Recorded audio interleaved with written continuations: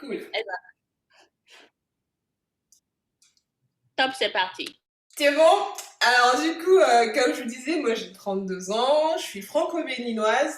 J'ai passé 17 ans et demi au Bénin, donc je connais relativement très bien le Bénin. Et là, je viens de fêter mes 15 ans en France. J'ai un bac C pour les personnes que ça intéresse. J'ai passé mon bac C au Bénin. J'ai fait toutes mes études au Bénin jusqu'au bac et je suis partie après en France. Et j'ai découvert l'IA en 2009. Ça commence à dater un petit peu. Pendant mes cours de M1, au départ, moi, j'ai fait des études du coup en informatique, en télécommunication, et je voulais faire que des télécoms. Quand je suis partie du Bénin, c'était pour créer en fait une société de télécommunication au Bénin.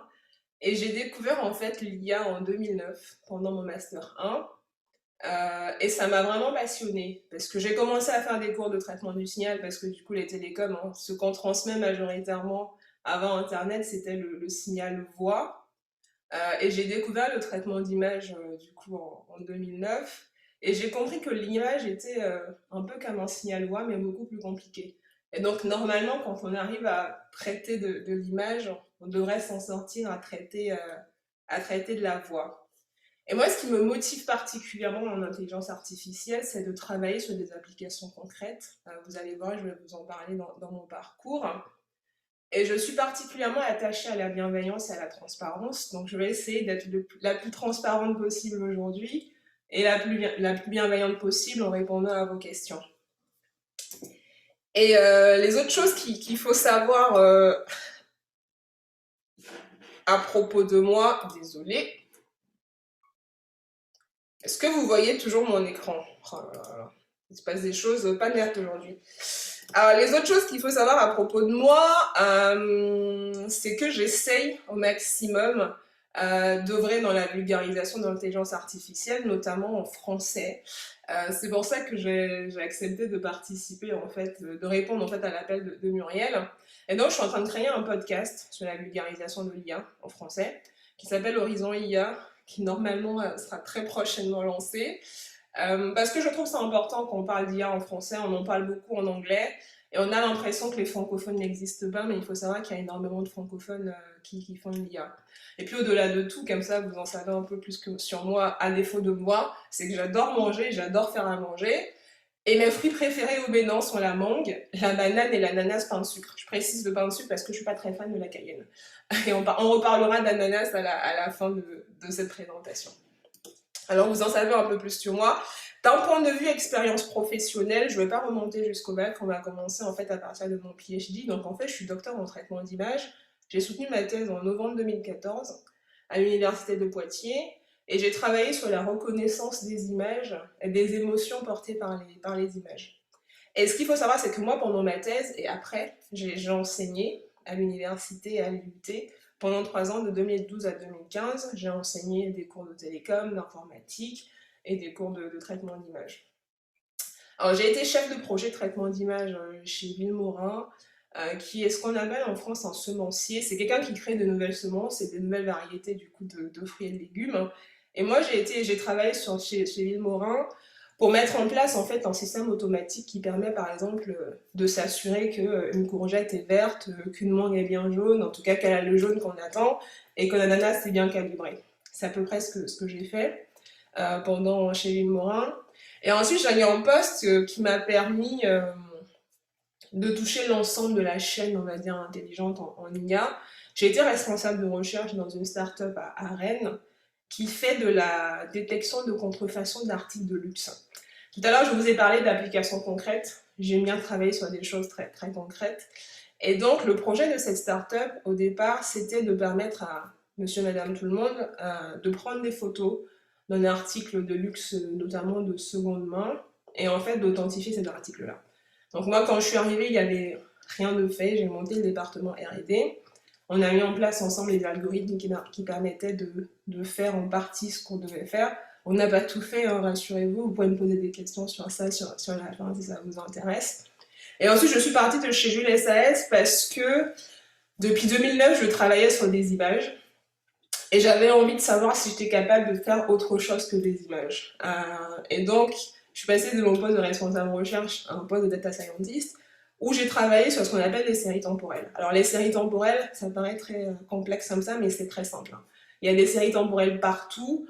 En gros, une série temporelle, c'est un signal qui, à chaque instant T, donne une information. Par exemple, si je mets un capteur d'ouverture de porte, qui permet d'ouvrir et de fermer une porte automatiquement, si je mets sur ce capteur-là, en fait, juste un moniteur, il va pouvoir dire à 10h la porte était ouverte, à 10h elle était fermée. En fait, ça devient une série temporelle. Du moment où en fait on a l'information temps plus quelque chose, ça devient une série temporelle. Et sur ce truc-là, on peut faire énormément de choses. On peut faire de la détection de défauts, la détection de contrefaçon. On peut faire énormément de choses à partir de séries temporelles qui ont l'avantage par rapport aux images d'être moins lourdes, moins gourmandes en temps de calcul. Donc voilà à peu près ce que j'ai fait jusqu'en 2020. Et puis j'ai de nouveaux projets pour 2021, les années à venir, toujours en IA. Alors pour commencer, je vais vous définir qu'est-ce que c'est que la vision par ordinateur et quelles sont les applications. Alors, ce qu'il faut savoir, c'est que la vision par ordinateur, c'est un peu une branche de l'IA. Donc, avant de vraiment parler que de la vision par ordinateur, je vais rebrosser un peu ce qu'on appelle l'intelligence artificielle. Quels sont les dérivés de l'intelligence artificielle? Alors, il faut savoir que l'intelligence artificielle, ça regroupe énormément de choses. On entend beaucoup parler aujourd'hui. Il faut savoir que ça regroupe en fait aussi bien ce qu'on appelle les applications vision, tout ce qui est vision artificielle, reconnaissance d'image. On a aussi des applications en termes de discours, ce qui va être la traduction de texte. Par exemple, quand vous parlez à votre téléphone, si vous le faites, hein, dès que vous dites OK Google ou dit Siri par exemple, en fait, vous allez émettre un signal voix qui va ensuite être transcrit en texte, et ce texte-là va être traité. C'est une application intelligente. On a un paquet d'applications qui concernent le planning, l'optimisation, la robotique, ce qu'on appelle les systèmes experts qui sont assez particuliers dans la mesure, en fait, un système expert, ce sont des algorithmes, en fait, qui permettent de traduire un fonctionnement humain expert. Par exemple, si je prends la cuisson de la pâte au bénin, faire de la pâte au bénin, il faut de l'eau, une marmite, de la farine de maïs, le pain de la pâte blanche. Il faut chauffer tout ça. En fait, tout le processus sera transcrit. Mettre à chauffer l'eau, faire une bouillie avec la pâte. En fait, ça, c'est un système expert. En fait, il va retranscrire les différentes étapes. Et en fait, on va checker à chaque étape si on a vraiment fait ce qu'il fallait faire. Après, il va y avoir tout ce qui va être traitement automatique de langage naturel, qui sera de la traduction, de l'extraction de données, de la classification. La traduction quand vous utilisez Google Translate, hein, par exemple, ou quand vous essayez de chercher des mots-clés dans un texte, quand vous faites une recherche en fait, sur une page web, par exemple. Avant, on allait vraiment chercher que le mot que vous avez mis. Aujourd'hui, on est capable de chercher le mot que vous avez mis, et si vous avez fait une erreur d'orthographe dans le mot que vous avez mis, de corriger votre erreur d'orthographe. Alors, il y a quelque chose qui est très commun qu'on peut appliquer dans tous ces domaines-là, toutes ces applications dont je viens de vous parler, c'est ce qu'on appelle le machine learning.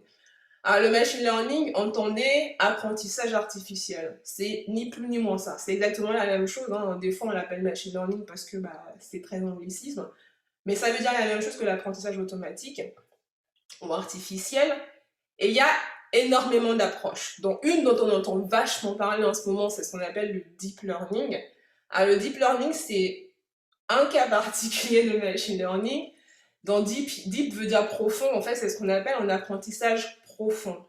Il est profond tout simplement parce qu'on va utiliser énormément de données et qu'on va utiliser des modèles qui sont très complexes. Alors, quand on fait de l'apprentissage automatique, on peut faire de l'analyse prédictive. Donc, en gros, par exemple, si on a un comportement qu'on étudie, donc je reprends par exemple mon ouverture de porte avec mon capteur. On sait par exemple, à force d'accumuler des données, que tous les jours à 10h, la porte elle s'ouvre. En fait, on va faire ce qu'on appelle un modèle prédictif qui va pouvoir prédire à partir de ce qu'il a déjà vu dans le passé, le comportement à venir. Donc normalement, il n'y a pas de raison que le modèle prédictif ne dise pas demain à 10h, la porte elle va s'ouvrir. Ça, c'est ce qu'on appelle l'analyse prédictive. On peut aussi faire des analyses, en fait, ce qu'on appelle de la régression, je vous en parlerai tout à l'heure. En fait, quand on fait une régression, c'est qu'on essaie d'estimer une fonction. Par exemple, si je vous dis A plus B égale à C, c'est une fonction qui dit que C, c'est la somme de A et B. Donc en soi, ma fonction, si je disais que, je ne sais pas moi, si j'écrivais une fonction f, la fonction que je cherche, c'est une somme. Et donc on va mettre en place des modèles en fait d'apprentissage automatique qui, eux, ne connaissent pas que a plus b égale à c, mais qui vont trouver, comme si jamais vous avez fait des études scientifiques, comme quand on résolvait des équations à 2 inconnus, à 3 inconnus, on va essayer de résoudre l'équation de façon automatique et trouver les valeurs de a et de b. Ce n'est ni plus ni moins que ça. Et donc, vous voyez qu'en fait, l'intelligence artificielle, finalement, c'est tout simplement essayer de rendre intelligent, mais je n'aime pas trop l'appellation intelligente, mais c'est essayer de rendre intelligent, en fait, un système par plusieurs algorithmes. En fait, l'intelligence en soi, ce n'est pas une capacité supérieure ou inférieure à l'humain, c'est juste de lui permettre de faire plus rapidement une tâche que nous, on est capable de faire ou que nous, on mettrait plus de temps à faire. Et donc, la vision artificielle, ce n'est qu'une partie de tout ce qu'on peut faire en IA. Il y a beaucoup de choses qu'on peut faire en IA. Par exemple, dans la robotique, on peut avoir des systèmes de vision, des systèmes de discours, des systèmes de traitement automatique de texte, en fait. Il y a plein d'applications, finalement, on a un mélange de tout, mais gardez en tête que finalement, l'IA, c'est beaucoup d'applications. Un GPS, c'est de l'IA, parce que vous cherchez un chemin d'un point A à un point B, il y a un algorithme qui a optimisé le chemin pour vous. Donc, une fois qu'on a dit ça, je vous donne la définition, on va dire, de la vision artificielle. Alors, ce qu'on s'entend pour dire, c'est que c'est un domaine scientifique qui traite de la façon dont les ordinateurs, entendez les algorithmes, peuvent acquérir une certaine compréhension des images et des vidéos. Alors, ce qui est très important, c'est que c'est une branche de l'intelligence artificielle dans laquelle on va faire de la classification, de la segmentation. Et la particularité de la vision artificielle, c'est que la plupart des algorithmes sont inspirés du système visuel humain. Et pour ça, on va utiliser des capteurs, qui sont des capteurs 2D, des capteurs 3D, qui permettent d'acquérir des images et des vidéos. On va utiliser des capteurs dans ce qu'on appelle les spectres visibles et invisibles. Et je vous en parle juste après cette diapo de qu'est-ce que c'est que le fameux spectre visible et invisible. Et en fait, à la vision artificielle, il y a énormément de domaines connexes. Puisqu'on essaye de s'inspirer du système visuel humain, on va en fait s'inspirer des modèles qui sont neurobiologiques. Donc il y a la neurobiologie qui est un domaine connexe en fait à la vision artificielle. Il y a la robotique qui est un domaine connexe.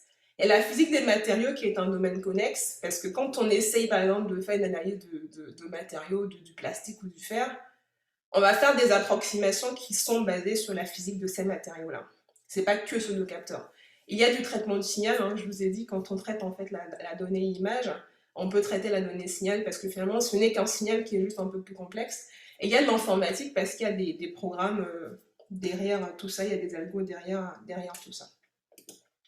Alors je vous parlais du fameux spectre visible et invisible, en fait il s'agit tout simplement du spectre en fait d'ondes électromagnétiques. Et en fait ce spectre-là, on y est tous exposés. Hein. Il va des informations satellitaires en fait jusqu'au fameux rayon X, hein, vous le voyez là, je donne des exemples. On a le téléphone portable en fait qu'on retrouve en fait ici. Là vous avez tout ce qui est médical, on a le soleil, les radios et puis les ondes des rayons gamma.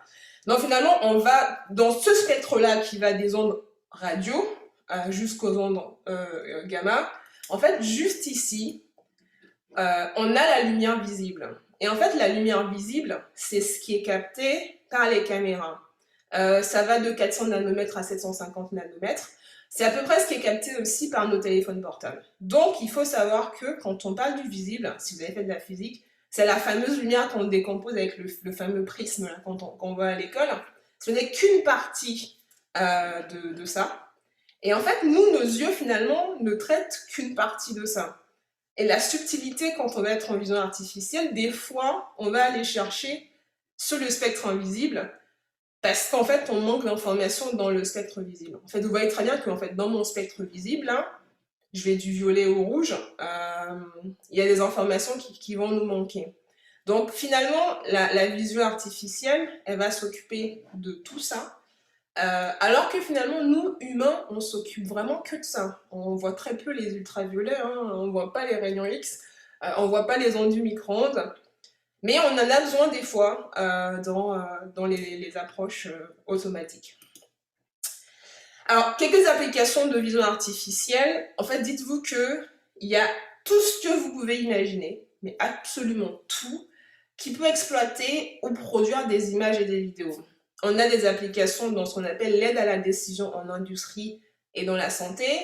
En fait, l'aide à la décision, c'est un algorithme qui ne prend pas la décision. C'est un algorithme qui donne une information qui permet de prendre une décision. Par exemple, si je prends le cas de la santé, il y a une image de radio et je dis ici, en fait, il y a un os qui est cassé et finalement, qu'est-ce que l'algo il va faire? Il va juste entourer ou mettre en évidence la région de la fracture supposée. Ensuite, c'est au médecin de dire ça, c'est réellement une fracture et ensuite de faire les bons traitements. Il y a ce qu'on appelle l'aide à la navigation robotique. Vous avez peut-être déjà vu les fameux robots, notamment le robot Nao, ou d'autres robots d'ailleurs, hein, qui essayent d'avoir des échanges, qui se déplacent en fait dans des environnements. Et en fait, pour faire ça, c'est une aide à la navigation. On va avoir un ensemble de capteurs, donc du coup dans le visible et dans l'invisible, qui vont capter la donnée environnement, qu'on va renvoyer en fait à l'ordinateur de bord du robot, qui va ensuite se déplacer ou pas en fonction de ce qu'on lui renvoie. Il y a tout ce qui est numérisation de documents. Je ne sais pas si vous l'avez déjà vu. Maintenant, on peut scanner un document et directement avoir la version texte de ce qui est écrit dans le document. Il ne faut pas hésiter à regarder sur Internet. Il y a pas mal de logiciels gratuits qui le font. Dans certaines mesures, ils ne voient pas forcément tout. Évidemment, ça reste de la reconnaissance de caractère. En fait, on a une photo et sur la photo, par exemple, on va se dire qu'un demi-cercle en fait non fermé, c'est un C, par exemple. Il y a tout ce qui est véhicule autonome, dont vous avez parlé. D'ailleurs, Muriel a mis en lien en fait dans le chat sur une conférence qui a déjà été faite sur cet aspect-là. Il y aura tout ce qui est classification d'images, reconnaissance de visage, et en fait, il y en a autant que vous voulez. Il n'y a pas de limite en fait. Hein. Il faut s'imaginer tout ce qu'on veut dans la mesure où on produit ou on exploite des images ou des vidéos. Alors, je vous ai dit que la vision artificielle est inspirée du fameux système visuel humain. Je vais vous parler rapidement du système visuel humain et ensuite on va parler de la vision artificielle. Alors, ce qu'il faut savoir, c'est comment marche le système visuel humain. Alors, tout part de nos yeux. Je ne vous apprends absolument rien quand je vous dis ça. Je vous ai mis en fait ici, là, en fait, un schéma de l'œil, de la pupille, des iris et tout ça. Mais ce qui nous intéresse en fait ici, c'est la rétine. La rétine en fait, et vous voyez que sur notre rétine, on va recevoir de la lumière qui va aller en fait exciter ce qu'on appelle des cônes ou des bâtonnets.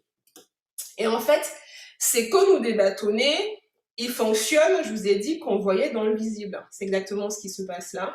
En fait, on voit, nous, dans le visible, entre 400 nanomètres et 650 nanomètres. Et en fait, les cônes et les bâtonnets, il y en a 3 sortes.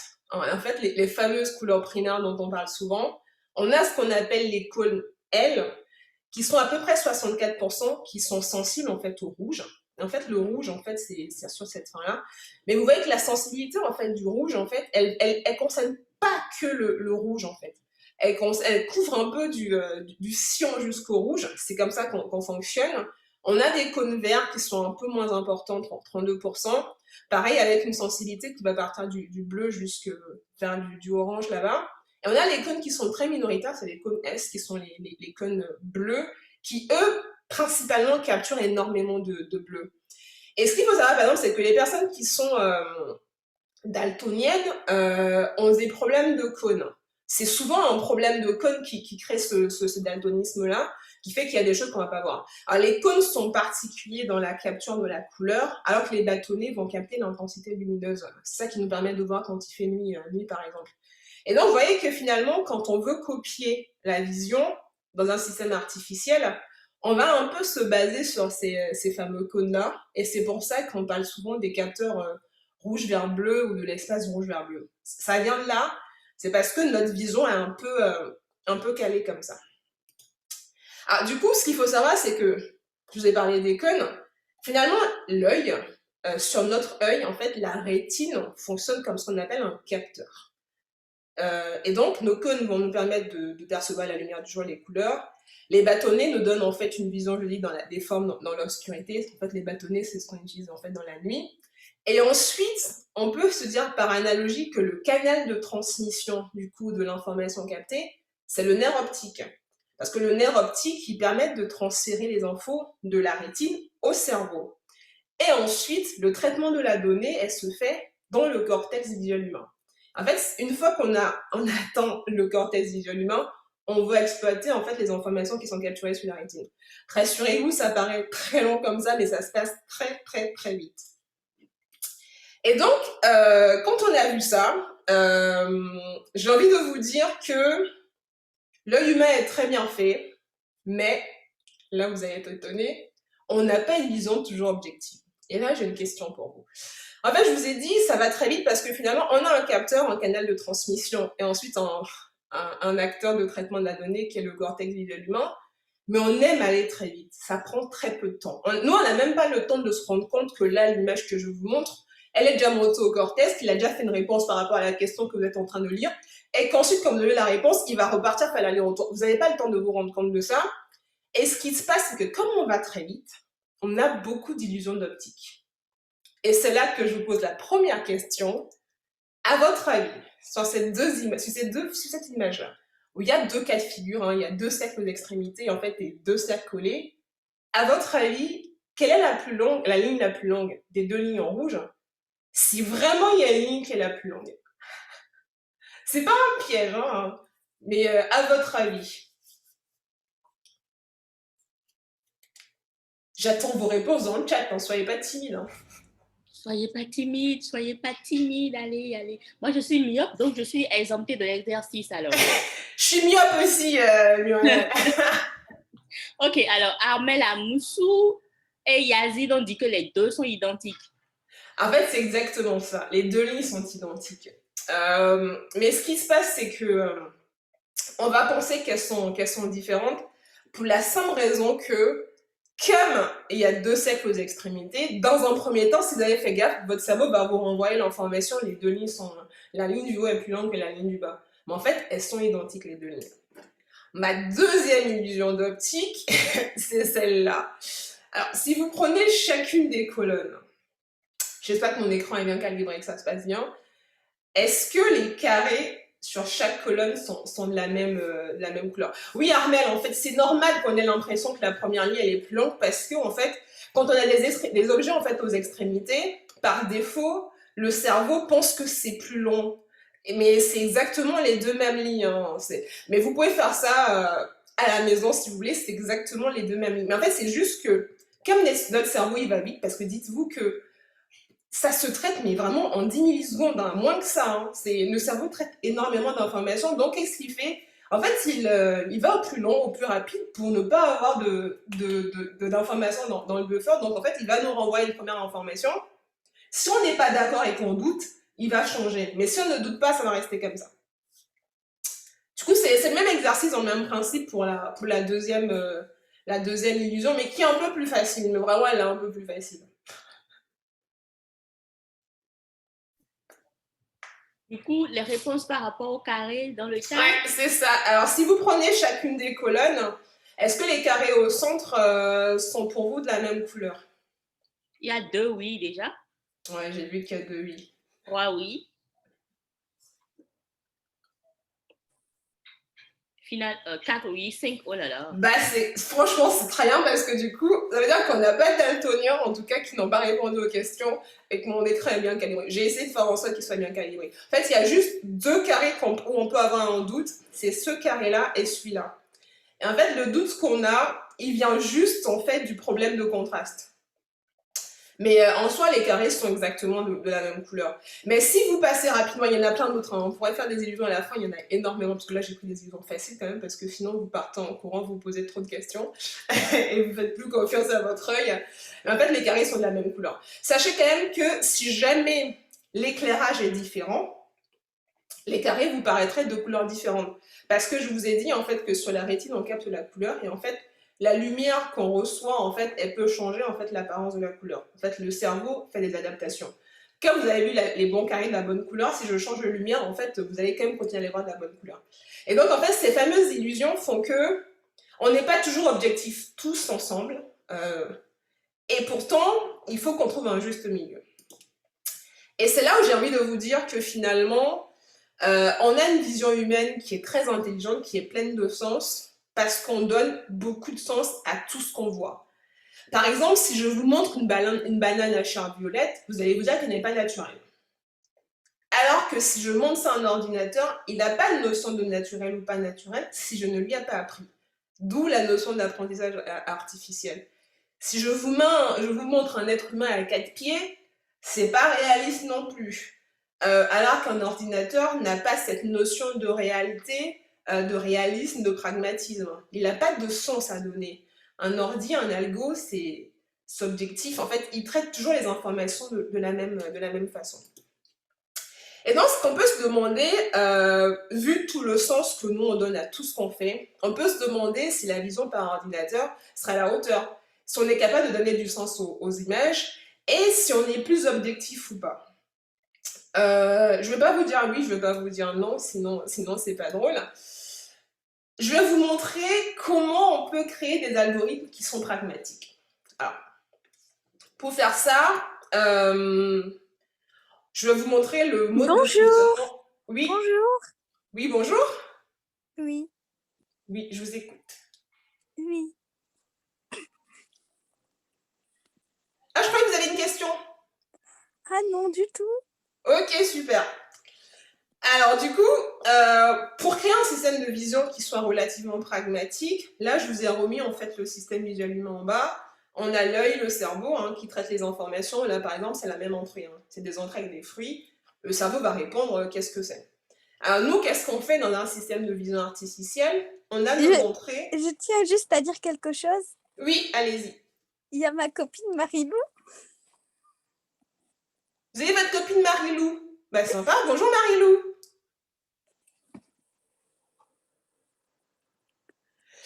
Marilou. Pardon? Du coup, sur un système de vision artificielle, on va avoir une entrée, on va avoir un capteur qui va en fait remplacer l'œil, si on va dire.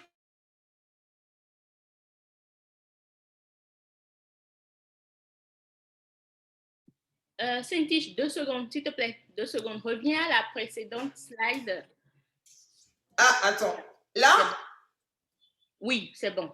Ok, super. C'est bon, je faisais un réglage avec les microphones. C'est bon, vas-y. Ok, super. Alors du coup, pour créer un algorithme pragmatique, ce qu'on fait, c'est qu'on va essayer de mimer le système visuel humain. Donc on va mettre en place des capteurs, ce sont des capteurs d'information, donc les fameuses sensing devices, qui vont essayer de remplacer l'œil, qui peut être des capteurs dans le visible comme dans l'invisible. Et ensuite, on va avoir en fait un module d'interprétation. Le module d'interprétation qui va essayer de fonctionner comme notre cerveau, mais qui va être un ensemble d'algorithmes qui vont faire, par exemple, si je prends le cas de l'exercice là, on a des fruits rouges, on a des fruits jaunes, on a des fruits verts et des fruits oranges. On va mettre en place un algo sur la détection de couleurs, sur la détection de formes, pour arriver en fait à prendre à peu près la même décision que le cerveau. Pour faire ça, on a plusieurs challenges. Le premier challenge, c'est le challenge de la durée de réponse. Notre cerveau, il va très vite. Il faut qu'on fasse pareil en fait en face. Et ensuite, le challenge, il va être aussi au niveau de la qualité de la capture. Nous, on a des yeux qui, normalement, fonctionnent très bien. Moi, je porte des lunettes, faut pas croire, je suis très myope. Pourtant, avec ma correction, j'arrive à m'en sortir très bien. Donc, en fait, il faut faire la même chose en face. On va des capteurs qui capturent ce qu'on veut. Et si jamais on n'a pas des capteurs qui capturent ce qu'on veut, il faut se demander quels algorithmes on prend en face. Et l'autre chose, en fait, c'est que qu'il faut garder en tête quand on fait une application en vision artificielle, c'est que mine de rien, le choix du capteur, c'est ce qu'il y a de plus important. En fait, en fonction des applications, on va pouvoir diversifier les capteurs. Par exemple, si je fais de la robotique, je vais avoir des capteurs couleurs donc dans le visible, mais je vais avoir des capteurs GPS aussi sur la position. Parce que nous, quand on a un endroit, on sait se dire je suis à un endroit, mais en algo, il ne sait pas. Il faut qu'on ait les informations GPS, notamment en robot. Il faut avoir les informations IR, en fait, ici, c'est pour l'infrarouge, pour capter des choses qu'on ne verrait pas. Parce que les caméras restent ce qu'elles sont. Une caméra, même d'un appareil photo qui est très performant, il reste limité. C'est quelque chose qu'on fabrique, on ne voit pas non plus tout, quoi. Ensuite, il faut avoir des capteurs radar, des capteurs lidar. Et dans le cas de la médecine, ça va être des capteurs qu'on voit très peu. Ça va être des scanners, des IRM ou des microscopes. D'ailleurs, l'image que je mets ici, c'est une image de microscope, qu'est-ce qui s'est passé? Il se passe des choses bizarres, hein. Oui. Attends, je vérifie un peu. Je veux bien que tu vérifies. Oui, laisse-moi voir. Super. L'image que je vois là, c'est une image de microscope qu'il faut imaginer. C'est vraiment sur les petites coupelles de microscope. C'est très petit. Pourtant, on a une très grande image parce qu'on a besoin de résolution. Et donc, on ne peut pas choisir un capteur pour toutes les applications parce qu'on n'a pas des résolutions uniformes, on n'a pas les mêmes besoins. Par exemple, si je veux traiter une image qui vient d'un smartphone, c'est pas les mêmes algos qu'une image qui est issue d'un télescope. Et ça n'implique pas les mêmes contraintes quand on est en temps réel que quand on est en décalé. Donc, il n'y a pas de solution uniforme. Et donc, pour ça, je n'ai pas la réponse. Il y a quelqu'un qui dessine sur les écrans, non? Oui, oui. Attends. C'est toi qui dessines sur les écrans? Non, ça peut pas être moi. Bah, moi non plus. Ça peut pas être moi. Laisse-moi vérifier. Ok. En plus, il n'est pas très joli le dessin de la personne. Je suis désolée pour elle. Mais... Franchement. Et c'est très, très mal poli, ça. On est en train de faire un truc sérieux, ouvert à tout le monde. C'est pas possible. C'est très, très mal poli. Laisse-moi retrouver la personne qui est en train de le faire. Mais ok. vas-y. On va régler. Super. Et donc finalement, je vais vous parler d'un cas particulier d'une application dont on entend beaucoup parler. De toute façon, l'application que je vous ai montrée tout à l'heure, on devrait reconnaître les fruits et les légumes. Je vais vous dire comment ça se passe. Parce que pour donner du sens, il faut ce qu'on appelle en fait des labels. En fait, les labels, c'est tout simplement une base sur laquelle on va annoter, faire ce qu'on appelle de l'annotation d'image. Donc, pour faire de la notation d'image, on va avoir plein d'images, hein, des images de tomates, des images de pommes, de pêche. Et ensuite, Muriel, attends, je crois que je sais qui c'est parce que j'ai vu un truc s'afficher sur mon écran et je peux t'envoyer ça, si ça te va.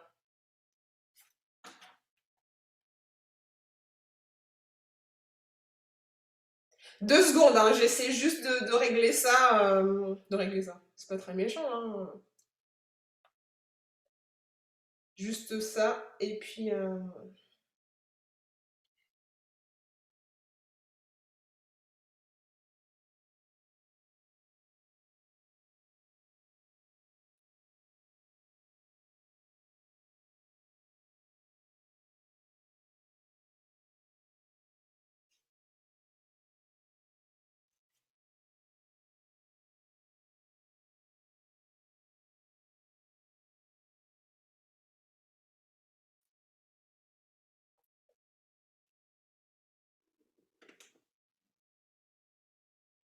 Muriel?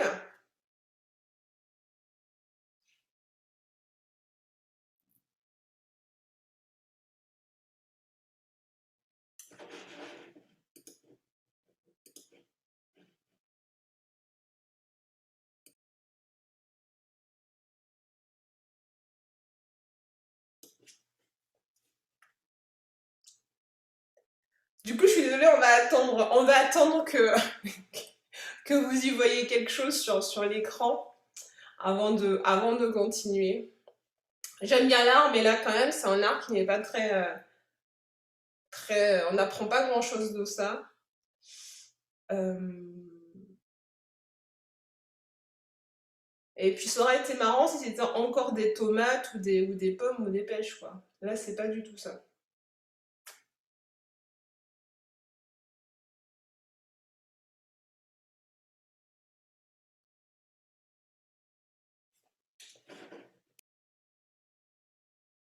Du coup, si ça vous dérange pas, on attend juste de régler le problème et puis on reprend après.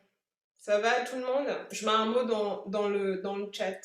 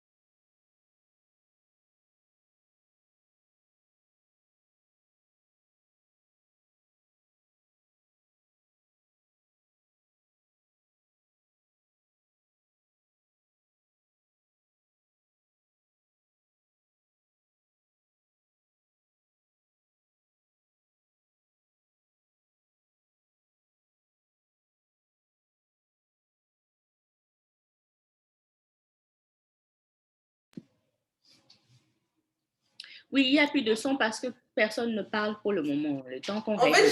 j'attendais que tu me dises si on peut reprendre ou pas. Attends 2 secondes, je suis avec mon ami déçu. On s'assure de tout ça avant de recommencer. Ça marche, donc moi je mets mon partage sur pause et puis on reprend quand c'est bon. Toutes nos excuses, vraiment, Oh hein. mais t'inquiète pas, moi ça me va, hein, Vraiment, C'est vraiment. juste dommage en fait que les gens se comportent comme ça, mais Ouais. c'est le jeu. Pour quelque chose qui est ouvert pour tous, c'est dommage. Quand on va fermer et on aura des personnes restreintes, beaucoup d'autres personnes qui ont envie d'apprendre vont se sentir frustrées, lésées, mais bon, on verra bien. Ouais, mais t'inquiète pas, tu sais. En tout cas, moi, en fait, franchement, je trouve ça triste pour les gens qu'on arrête pour des gens qui font des blagues sur une présentation, quoi. Ouais. Voilà. Bref, quelques minutes. Ok, super. On fait de toute façon, je suis là. Je peux répondre aux questions dans le chat, hein. Si on a, Voilà, n'hésitez pas. voilà. Comme ça, on gagne un peu de temps. Donc, voilà, ça reprend. OK, j'ai vu la personne. Ouais, je t'ai envoyé un message, en fait, aussi. Ouais, t'inquiète, je viens de voir ça. On va Ouais. coupe ton écran et puis converse dans le chat, je viens. Ok. Hmm.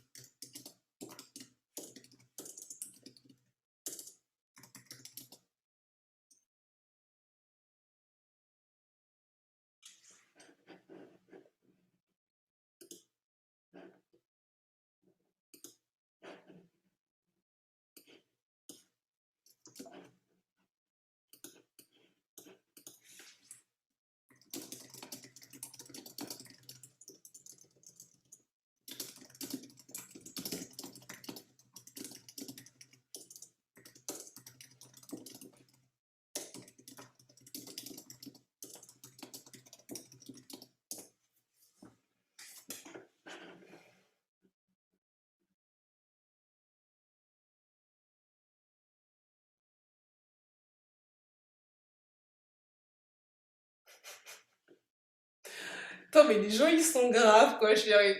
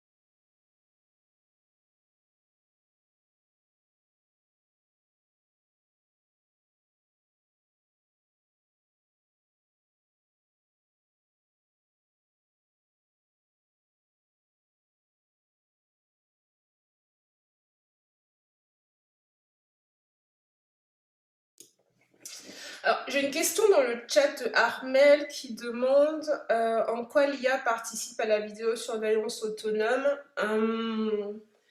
Je vais nuancer les propos sur la vidéosurveillance autonome. Alors, l'IA participe à la vidéosurveillance quand on a les bons algorithmes, quand on sait ce qu'on cherche. Des fois, on fait de la vidéosurveillance sur d'autres choses que les humains, hein. On peut en faire sur sur un élevage de poules, sur du bétail, sur plein de choses.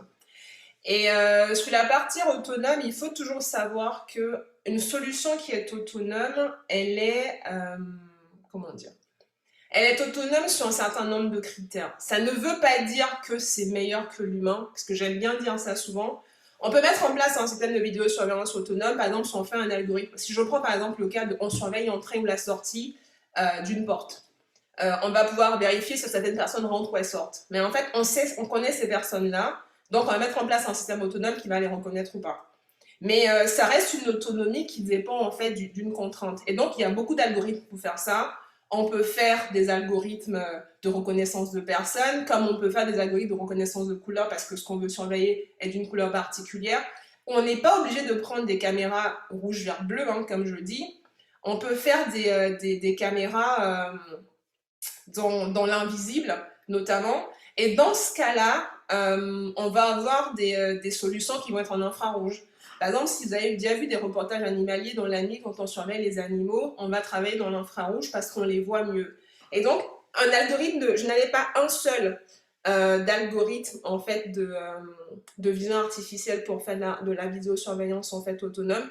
Il y en a plusieurs et ça dépend vraiment de ce qu'on veut faire. Mais attention, quand on parle d'autonomie, c'est toujours conditionné à ce qu'on fait et à un certain critère. J'espère que j'ai répondu en fait à ta question, Armel.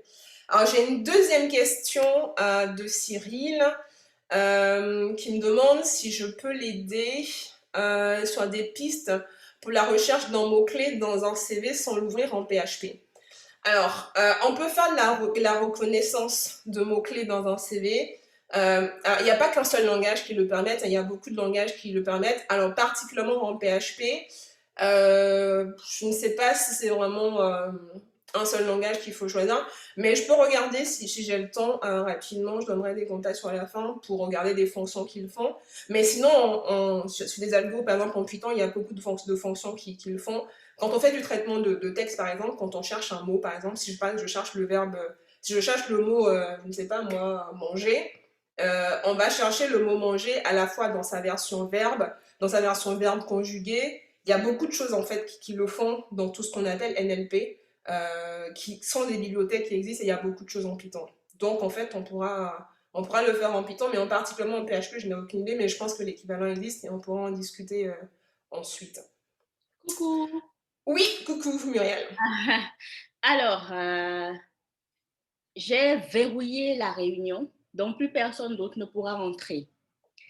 La prochaine fois que je remarque encore quelque chose du genre, je bannis tout simplement la personne. Je viens de voir des discussions dans le chat. Je n'aime vraiment pas, vraiment pas. Donc, la prochaine fois que je remarque encore ce genre de discussion là-dedans, je bannis simplement. Le replay sera disponible, les gens pourront voir. Vraiment, vraiment, vraiment, je ne voulais pas en arriver là, mais c'est comme ça. La prochaine fois, je bannis tout simplement.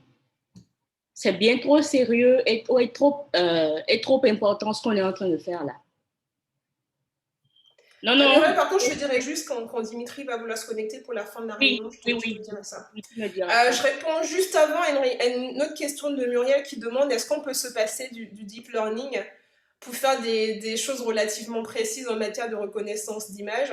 Oui, et d'ailleurs, dans la suite de la présentation, on parlera d'autres choses que du deep learning. Moi, j'ai pas commencé à faire du deep learning au départ, donc en fait, on peut faire sans le deep learning. D'ailleurs, je dirais même que si on n'a pas suffisamment de données pour faire tourner des algos de deep learning, on n'a pas suffisamment en fait de puissance de calcul, il y a d'autres choses qui existent. Hein. On peut faire autre chose que du deep learning. Et on faisait autrement avant le deep learning. Donc oui, c'est possible de faire autrement qu'avec du deep learning. Voilà, voilà. Je pense qu'a priori, on peut essayer de reprendre la session. Oui, vas-y, tu peux partager ton écran. Ouais, je vais essayer de repartager mon écran. Alors, attends. Hop.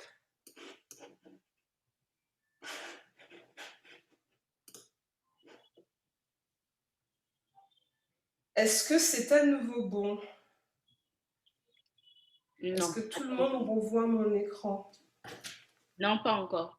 Ok.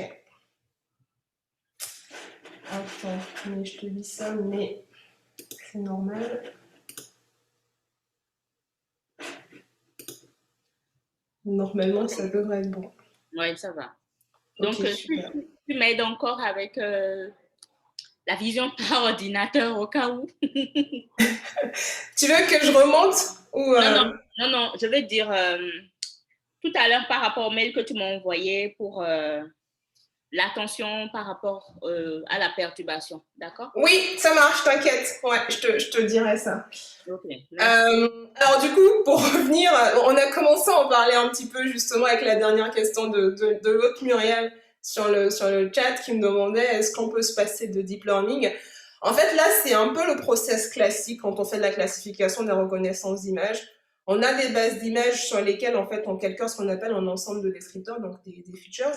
Ensuite, on va les labelliser et dire que cette image-là, c'est cet objet-là, ou cette image-là, c'est cet animal, ou en tout cas ce qu'on cherche.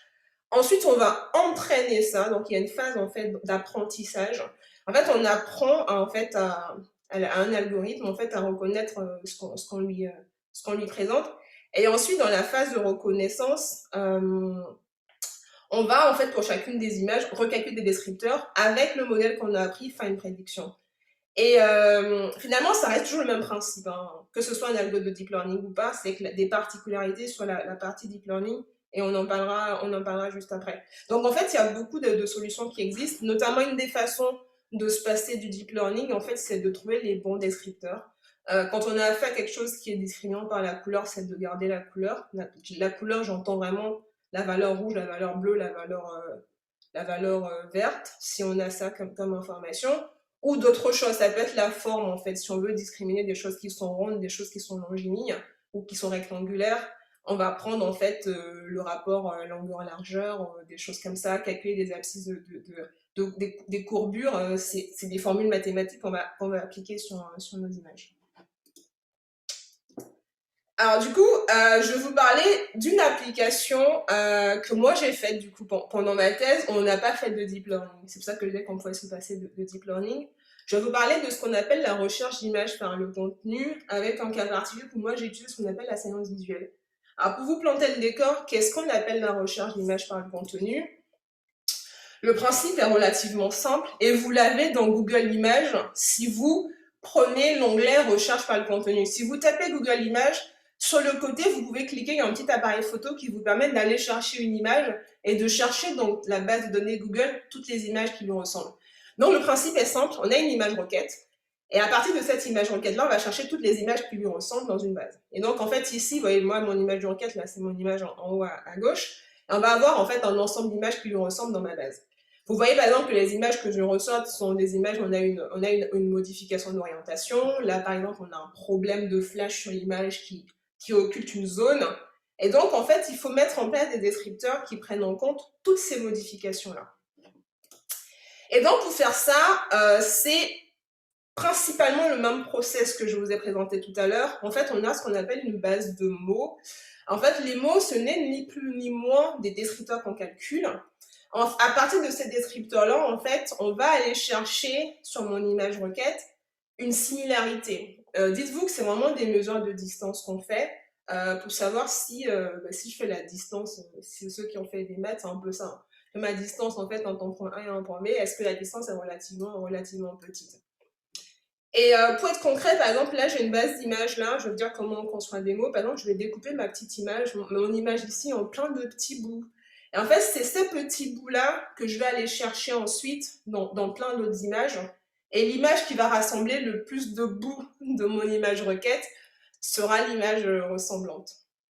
Donc, c'est une façon de faire qui permet de s'affranchir, on va dire, des actuelles solutions de deep learning. Parce que ici, ça sera en fait mon petit mot hein, qu'on appelle un mot visuel. Ça s'appelle comme ça tout simplement parce que ça ressemble un peu à ce qu'on fait en texte. C'est pour ça que ça s'appelle des mots, alors qu'en fait, c'est des petits patchs d'images. Et donc, dans cette approche-là, qui du coup n'est pas du deep learning, le point le plus important, c'est ce qu'on appelle la détection des points clés. Alors, les points clés, c'est ce qui va nous permettre de trouver, d'être résistant en fait aux transformations. aussi bien aux manipulations géométriques, donc j'entends rotation, homothétie ou translation, tout ce qui est changement d'éclairage, donc modification de la luminosité, et tout ce qui est occlusion. Sur une des images que je vous ai montré tout à l'heure, il y avait un gros flash qui cachait une partie de la boîte de gâteau. Et il faut aussi trouver des points clés qui résument bien l'objet. Tout à l'heure, je vous ai dit, si on devait comparer en fait un objet rond à un objet rectangulaire, il faut trouver des points clés qui résument assez bien pour qu'on puisse faire la différence entre les deux objets.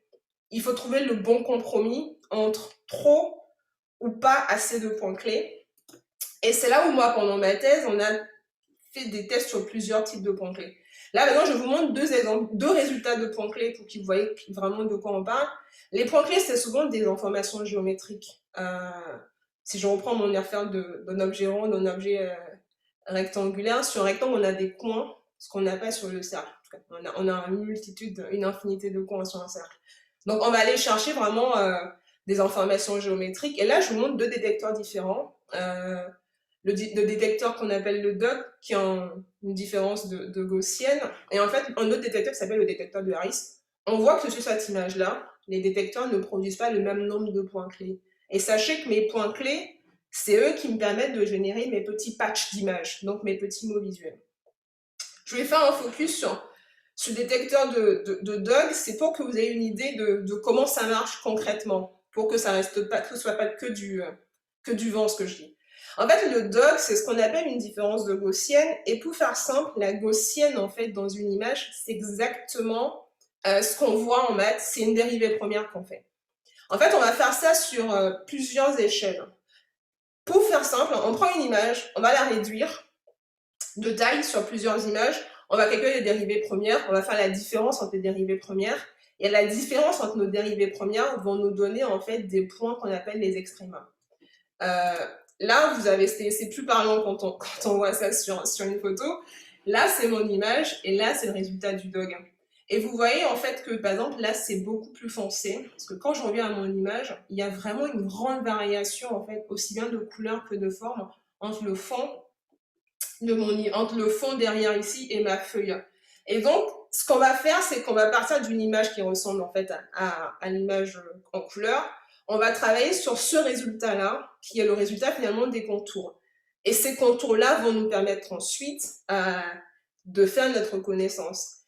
Et pour refaire le raccourci par rapport à la question que posait en fait Muriel, en fait le deep learning s'épargne la partie manuelle de calcul des features, des descripteurs, donc de chercher les extrémas. Dans les algos de deep learning, on a déjà une partie qui le fait à notre place. Mais dites-vous qu'on part souvent d'une image, on cherche les contours, à partir des contours, on cherche les objets, et c'est les objets qui nous permettent de retrouver, de faire la classification derrière. Et une fois qu'on a fait ça, pour chacun des points clés, donc qui sont ici, si je reviens à mon image là, à chaque ici endroit, on peut décider de dire on prend que les points les plus noirs. Si on prend chacun des points les plus noirs, on va calculer pour chacun de ces points un ensemble de descripteurs. Ça peut être la forme, la couleur, la texture. L'idée, c'est d'avoir quelque chose qui est invariant aux manipulations géométriques pour qu'à la fin, la tâche qu'on veut faire, elle soit bien faite. Et par exemple, si je prends ma banane là, un des descripteurs que je peux choisir, une fois que j'ai tous mes points clés, qui là, pour le coup, on va dire qu'on prend le contour de la banane, ça va être la couleur. Il y a du jaune et du vert dans cette banane-là, et le jaune, en fait, je vous donne la valeur dans l'espace RGB, qui est l'espace rouge, vert, bleu, c'est 255, 255, 0. 205, en fait, les couleurs, c'est 255 parce que c'est le maximum. Et en fait, le jaune, c'est tout simplement un mélange de deux couleurs. Là, j'espère que je ne me suis pas trompée dans la valeur du jaune. Il y a du vert aussi ici. Bon, en vrai, le vert, il n'est pas si foncé que ça, mais l'idée, c'est ça pour que vous voyez. En fait, les couleurs, en fait, en image, c'est des vecteurs où on a trois valeurs. Ensuite, on va prendre, par exemple, la courbure, parce que là, c'est quand même un fruit qui est courbe. On va prendre la spéricité, on va prendre la linéarité, je vais prendre la longueur, les diamètres au niveau des extrémités. Ici, on va calculer le diamètre, en fait, ici, le diamètre ici. On va calculer les diamètres au centre. On peut se faire, en fait, un ensemble de descripteurs comme ça. Je vous ai mis celle-là pour que vous imaginez facilement ce qu'on rentre dans les algorithmes. Vraiment, dans les algorithmes, on essaie de rentrer des choses qu'on comprend et des choses qui ont du sens.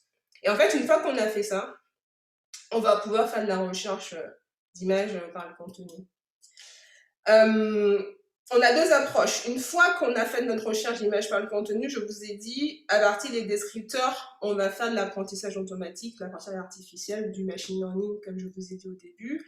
Et pour ça, on a plein de familles. Alors, là, je vous présente trois grosses familles d'approches. On a ce qu'on appelle l'apprentissage supervisé, l'apprentissage non supervisé et l'apprentissage par renforcement.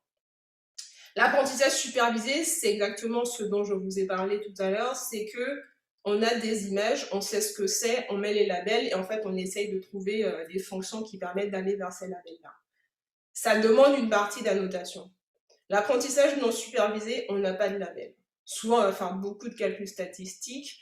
On va faire ce qu'on appelle du clustering. Le clustering, c'est du regroupement. Ce qui se passe, c'est qu'on va regrouper ensemble ce qui a l'air de se ressembler, ce qui a l'air d'avoir des descripteurs qui sont proches. Et pour ça, il y a plusieurs approches, hein. Il y a plusieurs familles de méthodes. Mais on va aussi faire des choses où on réduit les dimensions. Par exemple, une couleur, c'est sur 3 dimensions. On peut très bien, dans certains cas, réduire ces dimensions de couleur à moins. Mais on peut aller à beaucoup plus, hein, parce que je vous ai dit qu'on travaille dans le visible et dans l'invisible. On peut se retrouver avec plusieurs caméras, ou faire ce qu'on appelle du multispectral. C'est qu'on va prendre une caméra où il y a plusieurs longueurs d'onde. Au lieu d'avoir rouge, vert, bleu, on va essayer de balayer tout le spectre, donc de 400 à 650 nanomètres. Et donc, on peut s'en sortir avec finalement une caméra qui nous donne 128 valeurs. Et 128 valeurs, c'est quand même beaucoup, hein. Ne serait-ce que pour faire des distances euclidiennes, donc on va réduire les distances.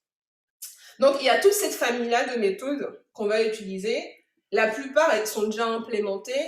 Il faut savoir que dans la famille supervisée, il faut y aller si on a les labels, si on sait ce qu'on cherche et qu'on a l'information, la vérité terrain. Souvent, en mode non supervisé, on va y aller si on ne sait pas ce qu'on cherche. Ou en tout cas, on n'a pas de label. Et les méthodes par renforcement, c'est beaucoup plus récent. C'est très particulier pour résoudre un problème. Alors, je vais vous parler maintenant, là je vous ai montré une façon de faire hein, qui est relativement classique en calcul des features. Alors, je vais vous parler là de quelque chose dont vous avez certainement beaucoup entendu parler, c'est ce qu'on appelle les réseaux de neurones. Et je vais vous parler des réseaux de neurones dans le cas de l'application de classification d'images. Parce que les réseaux de neurones ne servent pas que à faire de la classification d'images. On peut faire beaucoup d'autres choses avec. Et pour ça, on va commencer par ce qu'on appelle un réseau de neurones multicouches. Je vous ai dit, dans les systèmes de vision artificielle, on essaye de mimer le système visuel humain. Et dans le système visuel humain, dans le cerveau, vous savez, on a plein de neurones qui sont interconnectés. On a essayé, avec les réseaux de neurones, de faire la même chose. Donc, on a une couche d'entrée que vous pouvez voir comme étant, par analogie, en fait, à la rétine, des informations qui rentrent. Souvent, c'est les différents features qu'on a calculés pour la partie algorithmique. Et il y a ce qu'on appelle les couches cachées. En fait, les couches cachées, c'est les petits ronds, là. Chacun des gros ronds, en fait, c'est des neurones. Et ensuite, on va avoir les liens qui vont entre les entrées, le neurone et les autres neurones. C'est un peu les synapses.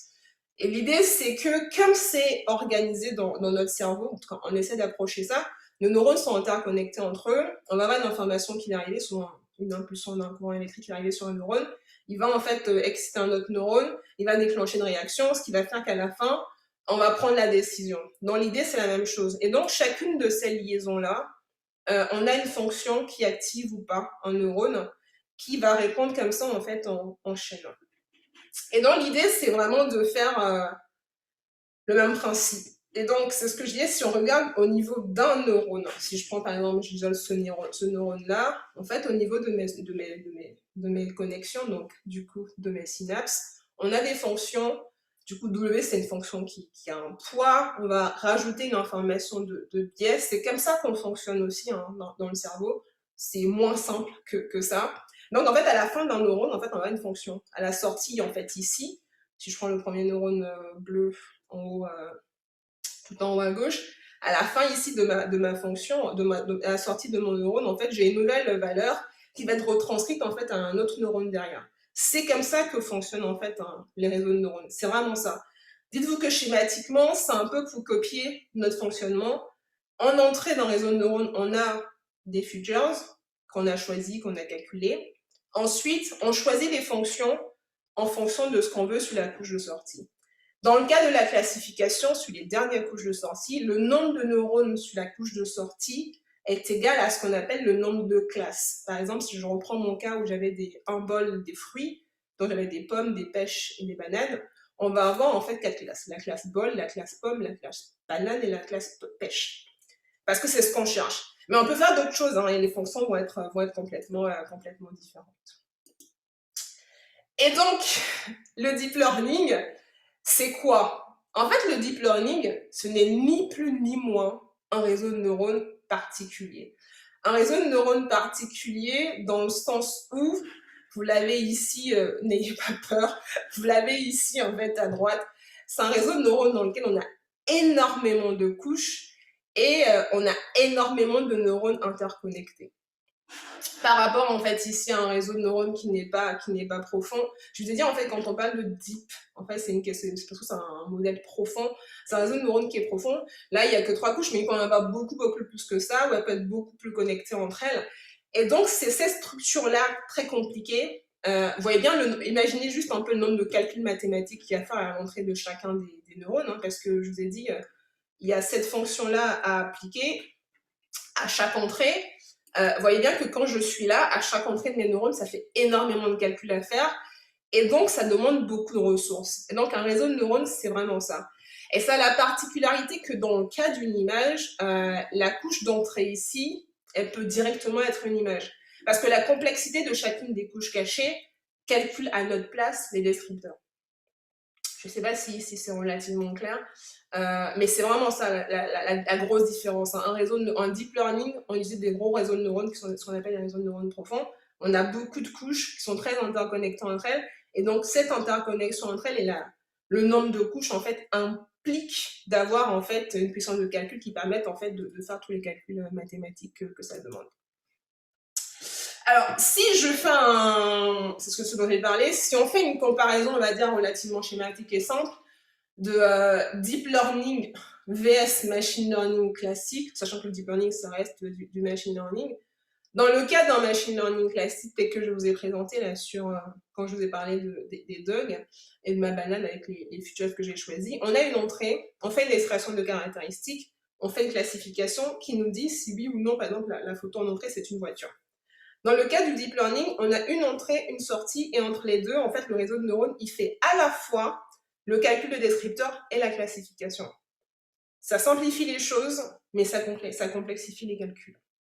Si je devais vraiment garder quelque chose de relativement simple en tête sur cette comparaison-là, dans réseau de neurones classique et dans le deep learning, ça serait ça, notamment sur la partie classification.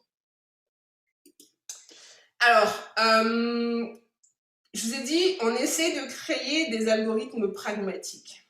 Pour faire ça, on a besoin de métriques de performance, parce qu'il y a 2 étapes. Il y a une étape où on entraîne. Je vous ai dit, on prend un ensemble d'apprentissage, on calcule notre modèle, et puis ensuite, on fait ce qu'on appelle l'inférence. En fait, on applique le modèle. Et donc, pour faire ça, il y a énormément de métriques. Je vais parler ici en fait de 3 métriques qu'on calcule le plus souvent, qui sont le recall, la précision et l'accuracy. Je l'ai dit en anglais parce que l'accuracy, si on la traduit rigoureusement en français, ça veut dire précision, mais les 2 métriques sont pas exactement pareilles.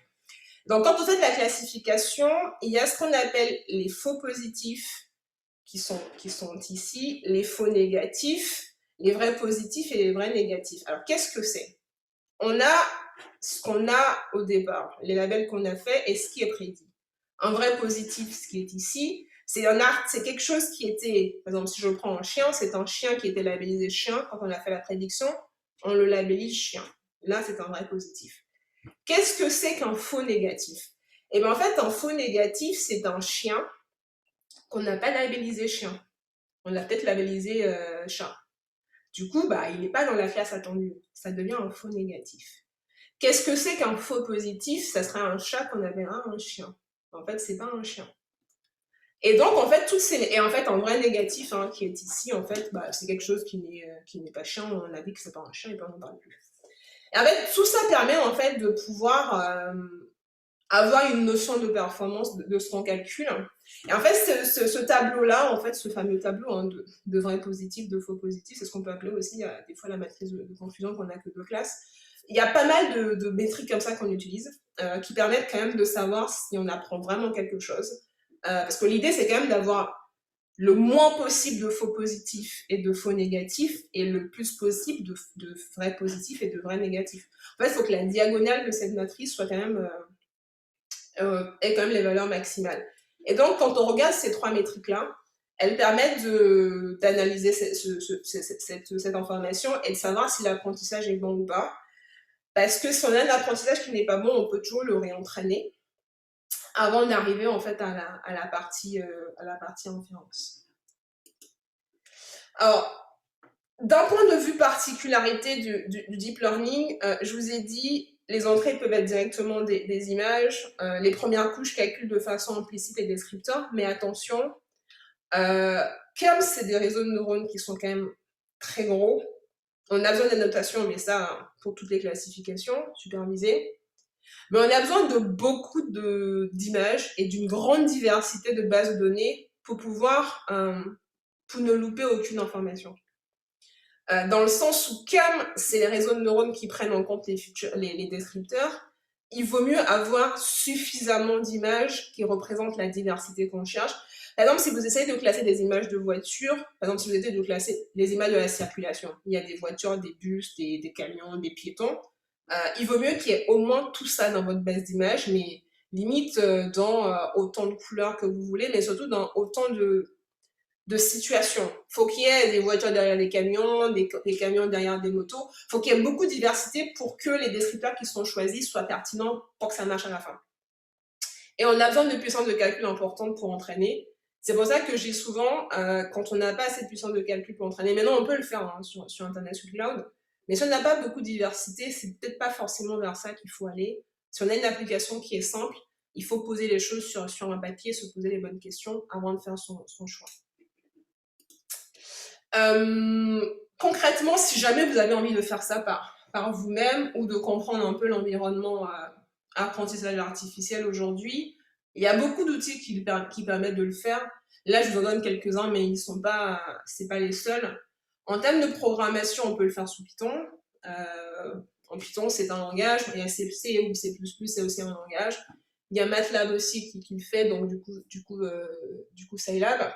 Il y a beaucoup de frameworks dont on entend beaucoup parler, qui ont quand même un bon support hein, sur Internet si vous avez des problèmes, notamment Keras, TensorFlow, PyTorch et Café.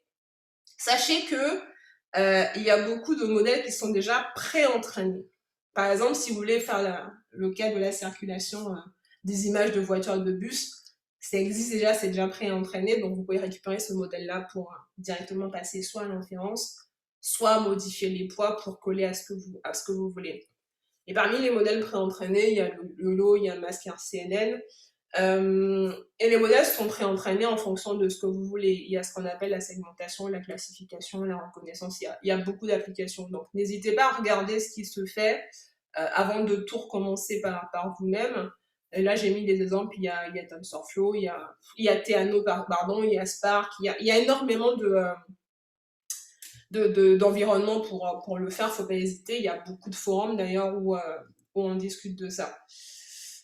Alors, on va terminer par la partie détection de défauts sur les applications de l'agriculture. Et je vais vous parler, pour commencer, de ce que j'ai fait chez Bimorin. Alors, j'ai travaillé sur ce qu'on appelle le phénotypage de fruits et de légumes. L'idée du phénotypage, c'est que pour chaque fruit et légume, on va mesurer un ensemble de caractéristiques qui sont des descripteurs internes et externes. Alors moi, j'ai travaillé particulièrement sur 3 fruits que vous voyez ici, sur la courgette, la pastèque et le melon. Alors, il faut savoir que ça, c'est toutes des courgettes, avec à la fois des courgettes rondes, que vous avez ici, qui sont de plusieurs couleurs différentes, et des courgettes en fait allongées. D'ailleurs, moi, c'est quand je suis arrivée chez Bimorin que j'ai découvert qu'il y avait des courgettes blanches. Et donc, l'idée, c'est de mettre en place des algorithmes, en fait, qui permettent de s'assurer que ces courgettes-là, du coup, recèlent les qualités qu'on veut sur les descripteurs internes et externes. Externe, ça va être toute la partie couleur, la partie texture, ici, qu'on peut voir sur ces 2 melons. qui à l'extérieur n'ont pas la même texture.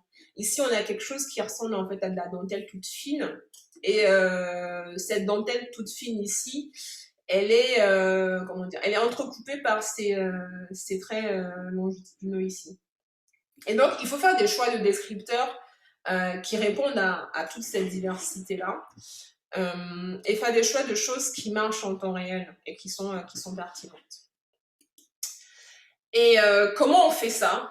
Concrètement, moi, ce que j'ai fait, tout ce qui était descripteur externe, j'ai utilisé du coup la couleur, la texture et toutes les longueurs. Et les longueurs, entendez, par exemple là, je vais avoir la longueur entre le pédoncule et le bas de mon fruit. Je vais aussi avoir la longueur en fait de ces fameuses lignes. Et en termes de descripteur interne, c'était vrai pour la pastèque et le melon. On va mesurer l'épaisseur de la peau. C'est cette petite partie blanche ici. J'espère que vous le voyez très bien sur le partage d'écran. Qu'on va retrouver aussi bien sur un fruit à chair rose que sur un fruit à chair jaune. Et après, il y a tous les descripteurs de forme, hein, le diamètre, la longueur, la courbure et la sphéréicité. Et pour mesurer en fait le diamètre interne, alors du coup les fruits étaient coupés pour qu'on ait accès en fait aux informations internes. Et donc en fait j'ai mis en place en fait tout un système de capture d'image, donc avec la partie caméra où les gens ils prennent les photos et ensuite à partir des photos on fait l'ensemble des mesures. Et il faut surtout veiller, par exemple là je vous disais que on a parlé des illusions tout à l'heure. Cette petite partie blanche là, on peut se dire que sur un fruit jaune c'est pas important, mais en fait sur certains marchés c'est pas le même. Moi, sur mes projets, c'était la France, Israël et les États-Unis. On n'a pas les mêmes contraintes en termes de fruits. Il y a des pays, il faut que la peau soit fine. Par exemple, il y a des marchés où je ne pouvais pas envoyer un fruit comme ça. En fait, c'était un fruit en défaut. Parce que la peau était trop épaisse par rapport à leur cahier des charges. Et j'ai des marchés où cette pastèque-là n'est pas acceptée. Parce qu'ils préfèrent des pastèques avec des rayures. Donc, la mesure des rayures est importante, mais la mesure, en fait, du diamètre là de ma rayure est tout aussi importante. Alors, si je donne aussi je vais finir en fait sur des applications que je pense pragmatiques ou bénin en termes de vision artificielle. On va commencer par une application de caractérisation de fruits pour l'export. La filière ananas, c'est quand même une filière qui rapporte énormément en termes d'export. En tout cas, le Bénin exporte des fruits à l'étranger. Même moi, j'en achète en France. Et on peut se servir de la vision artificielle pour plusieurs choses. La première chose, ça sera la classification des fruits. Est-ce que c'est un pain de sucre? Est-ce que c'est une canneliste? Bon, là, je vous ai mis que des photos de pain de sucre, mais la canneliste n'a pas du tout la même forme que le pain de sucre. Et on peut aussi s'en servir en termes de maturité. Là, on a des fruits en fait qui ont une maturité beaucoup plus avancée qu'ici. Et donc, on peut faire ce fruit-là, on peut faire ce tri-là. Est-ce que c'est des fruits qui sont trop tard pour l'export ou c'est des fruits qui sont trop tôt pour l'export? On peut parler aussi de calibre, hein, parce que moi, je vous ai dit, je mesurais l'épaisseur de la peau, donc mesurer la taille d'un ananas, en fait, avec un algo de vision, ça se fait très, très, très bien. Alors, une autre application qui peut être intéressante, c'est la caractérisation du coton. Je sais, parce que moi, j'ai la chance d'avoir un père qui est agronome, donc en fait, on va dire que je connais un peu les critères de l'export ou des choses comme ça. La blancheur du coton, c'est quelque chose qui est très important quand on vend du coton à l'étranger, parce que ça coûte pas la même chose. Et donc, on peut se servir des applications de vision hein, pour mesurer la blancheur de la récolte, pour pouvoir vendre plus ou moins son coton cher. Au lieu de vendre, en fait, de mettre toute la récolte dans un même bloc, on peut trier la récolte comme ça et avoir des parties qui sont plus ou moins intéressantes. Et à titre comparatif, il faut savoir que, par exemple, l'Inde fait la même chose sur du riz, notamment sur le basmati, où on cherche des petits points blancs, parce que j'ai déjà été approchée sur un projet comme ça, parce que ça influence le coût de vente finale du produit. Donc, il y a énormément d'applications comme ça. Là, je parle de quelques applications pour l'export, mais on pourra en discuter au moment des questions. Mais c'est des exemples, en fait, très simples, hein, qu'on peut mettre sur le marché tout de suite. On peut faire des applications dans l'élevage, sur le comptage des œufs, dans un poulailler ou des choses, ou le comptage du bétail. Il y a énormément de choses qu'on peut faire avec la vision artificielle. Et là, je parle aussi des applications qui n'ont pas forcément besoin de beaucoup de ressources matérielles pour fonctionner. Alors, il y a une autre application assez différente du coup de l'export. que moi j'ai déjà porté avec ma sœur et mon conjoint pendant un appel à projet de Seme City. C'était pendant le premier Challenge Fund. On a porté un projet qui s'appelle Couteau, qui était de l'aide à l'assainissement des plages. Et l'idée, c'était de faire en sorte qu'on ait une solution de, de capture des endroits qui étaient sales sur une plage pour la nettoyer. Alors, comment le projet il est né? En fait, il est né en 2015. On était se balader sur les plages à Cotonou et puis à Bida. Et on s'est rendu compte que les plages étaient relativement insalubres. Et que pourtant, si je compare à la France où je vis, si je compare les côtes péninoises à la Bretagne ou même à la Vendée, il y a un gros tourisme en fait balnéaire qui se fait parce qu'on a des très grandes plages et des belles plages. Et donc, on pourrait, si nos plages étaient propres, mais vraiment faire du Bénin l'équivalent du Cap en Afrique du Sud. Et on est revenu en 2017 et c'était exactement le même constat. Pas loin de Cotonou, les plages étaient toujours pas propres. Et donc, on s'est dit qu'il y avait moyen. Et pourtant, on a vu des gens nettoyer les plages. En fait, on les voyait souvent nettoyer les mêmes endroits parce qu'on a quand même 120 km de côte marine au Bénin. On peut pas envoyer tous les gens nettoyer 120 km. C'est énorme. Et donc, on s'est dit, il y a un problème, on peut proposer une solution de logistique. L'idée, c'est d'envoyer des drones qui volent. Et une fois que les drones, en fait, ont volé au niveau des plages, avec une solution de machine learning, on va envoyer en fait une application smartphone les emplacements des endroits à nettoyer. L'idée, ça serait de cartographier en zone rouge, en zone verte, en zone orange, et se dire, bah là, il faudrait aller nettoyer. Par exemple, mais ça, c'est vraiment une photo qu'on a prise. Hein. C'est pas du photomontage, c'est vraiment des photos qu'on a prises en fait dans le cadre de ce projet-là. Et l'idée, par exemple, vous voyez, il y a plusieurs zones comme ça sur cette photo-là où on peut se dire, bah là, on peut aller nettoyer à cet endroit-là. Et en fait, on voyait les personnes nettoyer directement l'endroit qui est concerné. Et finalement, on ne demande pas que la plage elle soit complètement propre, mais les zones rouges, là, quand même, ça serait intéressant qu'elles soient beaucoup plus propres. Surtout que moi, je vous ai dit, j'ai grandi au Bénin, et au Bénin, tout le monde on balaie devant soi le matin. Donc, je me dis que c'est pas si compliqué que ça si on s'y mettait tous avec des solutions relativement pragmatiques, d'aller nettoyer, on va dire, là où ça fait mal. Et donc, derrière ce truc-là, ça permettait d'optimiser le nettoyage et finalement d'utiliser la R&D pour que les plages elles soient beaucoup plus belles qu'elles ne le soient aujourd'hui. Et je pense que ça aurait arrangé tout le monde. Et pour vous dire comment on avait pensé le projet, hein, d'un point de vue technologie, parce que ça c'est mon projet, je peux en parler, il n'y a aucun brevet là-dessus. On avait pensé côté capteur, donc pour faire l'équivalent de l'œil, utiliser plusieurs types de capteurs. Alors, des capteurs thermiques, c'est des capteurs qui détectent des points de chaleur, mais c'est aussi des capteurs qui ont la capacité de détecter les matériaux. Je vous ai dit que dans les domaines connexes à la vision artificielle, il y avait la physique des matériaux. Et donc, avec certains capteurs thermiques, qui sont aussi des capteurs en infrarouge, on peut par exemple distinguer en plastique du métal, des choses comme ça. Parce que toute la nuance de ce projet, c'était de ne pas confondre du sale avec du plastique. Hein, et on voyait tout le temps les gens nettoyer les plages. Et on voulait aussi prendre des caméras multispectrales. Donc, si vous référez au fameux spectre visuel dont je vous parlais, c'était prendre plusieurs longueurs d'onde entre 400 et 650 nanomètres pour avoir beaucoup plus d'informations que le simple rouge, vert, bleu. Et ensuite, à partir des images qu'on récupérait, c'était segmenter les déchets. Donc, trouver là où on avait des déchets, les séparer du sable. Et une fois qu'on avait fait ça, avec une intelligence artificielle, on reconnaissait automatiquement les zones insalubres. En fait, on va agglomérer les différents déchets et dire que ça, c'est une zone insalubre. Et donc c'est quand même une solution qui est très objective, hein, qui est pragmatique et qui est surtout répétable. Et c'est un algo qui le fait. On peut le faire à chaque zone que le drone a survolé. Et pour ça, bah, le meilleur aller, c'est quand même le drone. Parce qu'il y a 120 km de côte, on n'avait pas envoyé des gens sur le terrain avec des caméras. On envoyait un drone qui volait, qui récupérait les images. On traitait les images en fait en temps réel. Et ensuite, avec des données statistiques, on agençait tout ça pour aussi donner des informations sur l'érosion côtière. Parce que on avait les images pour ça. Et aussi avoir une info sur la fréquentation des plages. Pour savoir les endroits les plus fréquentés. Et du coup, potentiellement, les endroits, il faut envoyer le plus souvent le drone que d'autres. Parce que s'il y a des endroits où on ne va jamais, il y a peu de chances qu'on y laisse beaucoup de déchets plastiques, à part ceux qui sont ramenés par la mer. Alors ça, c'était un projet C'était un projet très intéressant sur lequel on a travaillé pendant quasiment 6 mois avec mes compères à l'époque. On n'a pas été retenus, mais ça reste quand même une très belle expérience qu'on aurait vraiment bien aimé mettre en place parce que c'est quelque chose qui aurait apporté une avancée touristique dans le projet sur le rendre au Bénin en fait un retour touristique sur la partie tourisme.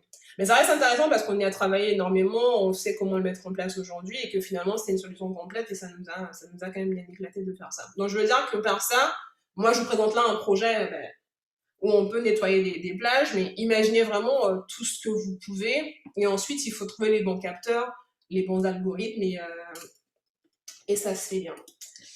Après, vraiment tout le Bénin, il faut s'imaginer qu'il y a beaucoup d'autres applications, l'aide au diagnostic dans le médical parce qu'il n'y en a pas énormément encore. Tout ce qui est numérisation de documents, je sais que ça a commencé là avec le RAVIC, mais il y a beaucoup de choses qu'on peut encore numériser. Tout ce qui est contrôle qualité dans l'industrie. Et je vous laisse imaginer aussi toutes les autres applications éthiques qui vous passent par la tête. Moi, j'ai toujours quand même pensé éthique parce que c'est important. On peut faire beaucoup de choses avec l'IA, mais il ne faut pas oublier que il y a des choses qui sont des données personnelles qu'il ne faut pas manipuler n'importe comment et que l'IA, ce n'est pas fait pour fliquer les gens, si je peux dire ça comme ça. Alors après cette présentation qui a duré un peu de temps malgré les micro-coupures qu'on a eues, j'ai envie de vous dire que s'il fallait retenir quelque chose de cette présentation, la première des choses qu'il faut penser, c'est que la vision artificielle, c'est une branche de l'IA. Les données qui sont traitées ou produites sont des données visuelles, donc des images et des vidéos. On a des tâches de classification, de tri, d'aide à la décision, et que beaucoup d'algorithmes sont basés sur le fonctionnement du système visuel humain. C'est pour ça que j'ai pris le temps de vous en parler au départ, pour qu'ensuite vous soyez capable, quand vous voyez un algorithme de vision, de vous demander où est-ce qu'on a fait une avancée ou pas. Il ne faut pas oublier, comme je vous ai montré, que le système visuel humain n'est pas toujours objectif, on va vite. Et puis en fait, l'algorithme, même s'il peut paraître objectif, il n'a pas d'émotion, un algorithme. Et il doit apprendre en fait à combler ce qu'on appelle le fameux gap sémantique. Le gap sémantique, c'est à quel moment je me dis qu'un fruit qui est courbé, qui est jaune, est une banane. En fait, à quel moment je pars de ma valeur de courbure et de couleur pour dire que c'est une banane. En fait, pour ça, il faut en fait un algorithme d'apprentissage. Et il faut évaluer les résultats de façon très rigoureuse pour s'assurer que ce qu'on fait est pragmatique, est utile et que ce n'est pas juste un coup dans le vent. Moi, je vous ai parlé de quelques métriques, mais il y en a beaucoup d'autres. Et il faut, d'ailleurs, moi, ça m'est arrivé d'en créer des nouvelles par rapport à mon application. Chez Villemorin, par exemple, on a créé des métriques, par exemple, sur les statistiques pour savoir si est-ce que les diamètres qu'on mesurait, par exemple, sur une année étaient représentatifs. Est-ce qu'à un moment donné, notre algorithme il s'est trompé? Bon, pour ça, on fait des stats, hein, pour ceux qui ont fait COD, on fait des moyennes, des écarts types, des choses comme ça, de l'espérance, on fait des stats. Pour s'assurer qu'on n'a pas quelque chose d'inhabituel dans le jeu de données, qu'on a. Et ensuite, sur le deep learning, gardez en tête que c'est un cas particulier des réseaux de neurones. Dans tous les cas, l'hypothèse de départ, c'est de mimer le fonctionnement du système visuel humain. Ça nécessite beaucoup de données pour apprendre les biais. Parce que finalement, ce qu'on apprend, c'est les biais. C'est pas les ressemblances. Ce qu'on apprend avec du machine learning, c'est ce qui différencie les choses. C'est ça qui permet de les reconnaître. Et c'est aussi comme ça qu'on fonctionne, sauf quand on est encore en bas âge, on fonctionne par mimétisme. Gardez aussi en tête que le deep learning a besoin de beaucoup de ressources matérielles pour fonctionner correctement. Aujourd'hui, c'est possible de le faire sur Google Colab, d'avoir accès à ces ressources-là, notamment en termes de temps de calcul, mais aussi des ressources en termes d'image. Si vous voulez créer quelque chose avec du deep learning, il faut que vous ayez votre base d'images et qu'elle soit relativement représentative de ce que vous voulez. Et que ce soit le deep learning ou d'autres choses, en tout cas c'est d'autant plus vrai sur le deep learning, beaucoup de choses sont possibles. On peut faire de la classification, donc en fait mettre des objets dans des classes, avoir des chiens, des chats, des canards, des mangues, des bananes. On peut faire de la régression. La régression, c'est ce que je vous ai dit, si j'ai une fonction, je cherche A plus B qui donne C, dites-vous, c'est une résolution d'un système d'équations. On peut faire ça, en fait, on cherche la fameuse fonction qui fait qu'on a ce qu'on veut. On peut faire de la segmentation. La segmentation peut se faire au sein de la même image. L'image que je vous ai montrée là d'ailleurs sur le projet photo, sur la plage, en fait, on a mis des déchets, on a mis des zones rouges, des zones oranges. C'est de la segmentation. Alors, c'est d'autant plus vrai sous Deep Learning, on peut faire ce qu'on appelle la génération de données. Donc, on peut créer des nouvelles images et des nouvelles vidéos à partir d'images qui sont réelles ou synthétiques. Ça a plusieurs applications. Alors, ça peut être juste simplement récréatif, hein, mais ça peut être aussi pour générer des informations qu'on n'a pas. Par exemple, si je prends une application en santé, on travaille sur le cancer, on n'a pas toujours tous les cas de mutation possibles. On peut créer certaines mutations de façon synthétique, soit parce qu'on a les équations d'évolution ou des choses comme ça. Mais la génération de données, il faut faire attention à créer quelque chose qui est réaliste. Si on est dans un cas d'une application réelle, il faut faire attention à créer quelque chose qui est réaliste. Il faut garder aussi en tête que la génération de données peut poser des problèmes de droit d'auteur dans certains cas, parce qu'on se demande, par exemple, si je crée une image, je ne sais pas moi, d'une œuvre d'art, on peut se demander à qui appartient l'image. Est-ce qu'elle appartient au créateur, à l'algorithme? Il y a un ensemble de choses qui vont autour de la génération de données. Mais la génération de données n'est pas toujours négative, elle n'est pas toujours positive. On peut en faire parce qu'on en a vraiment besoin, parce qu'on a les équations physiques, qu'on n'a pas les données, hein, tout simplement. On peut en faire pour améliorer l'apprentissage. Il faut juste faire attention quand on fait un modèle de génération de données, à avoir quelque chose qui colle à ce qu'on veut et puis à ce qu'on fait. Alors, du coup, pour terminer sur la détection de défauts, il faut savoir que le plus gros avantage de la vision artificielle, c'est parce que c'est non invasif et non destructif. Dans le sens où, quand je dis non invasif, on n'a pas besoin de détruire ce qu'on veut analyser. Alors, sauf dans mon cas de mes fruits et légumes, là j'ai besoin de voir l'intérieur parce que j'ai besoin de choses à l'intérieur. Mais si je fais un contrôle de calibre sur l'ananas, sur le coton ou sur la plage, j'ai pas besoin de couper mon ananas en deux, il peut rester en l'état, c'est des caméras qui ne détruisent pas ce que je fais. Et c'est très adapté aux applications qui sont dangereuses. Tout ce qui est manipulation de produits chimiques, tout ce qui est environnement irradiant, notamment dans le nucléaire ou dans des endroits où en fait on peut pas tenir longtemps, l'être humain ne peut pas tenir longtemps. Quand il y a un incendie, par exemple, parce que on met en péril la vie humaine. En termes de détection de défauts, les algorithmes ont quand même des propriétés, quand ils sont bien choisis, qui sont très avantageuses. C'est ce qu'on appelle la répétabilité. Si on présente normalement plusieurs fois le même échantillon, on répond toujours la même chose. La reproductibilité, quelles que soient les conditions, on peut reproduire la même chose, et la concordance. Et c'est des choses qui sont très importantes quand on fait quelque chose de concret, de pragmatique.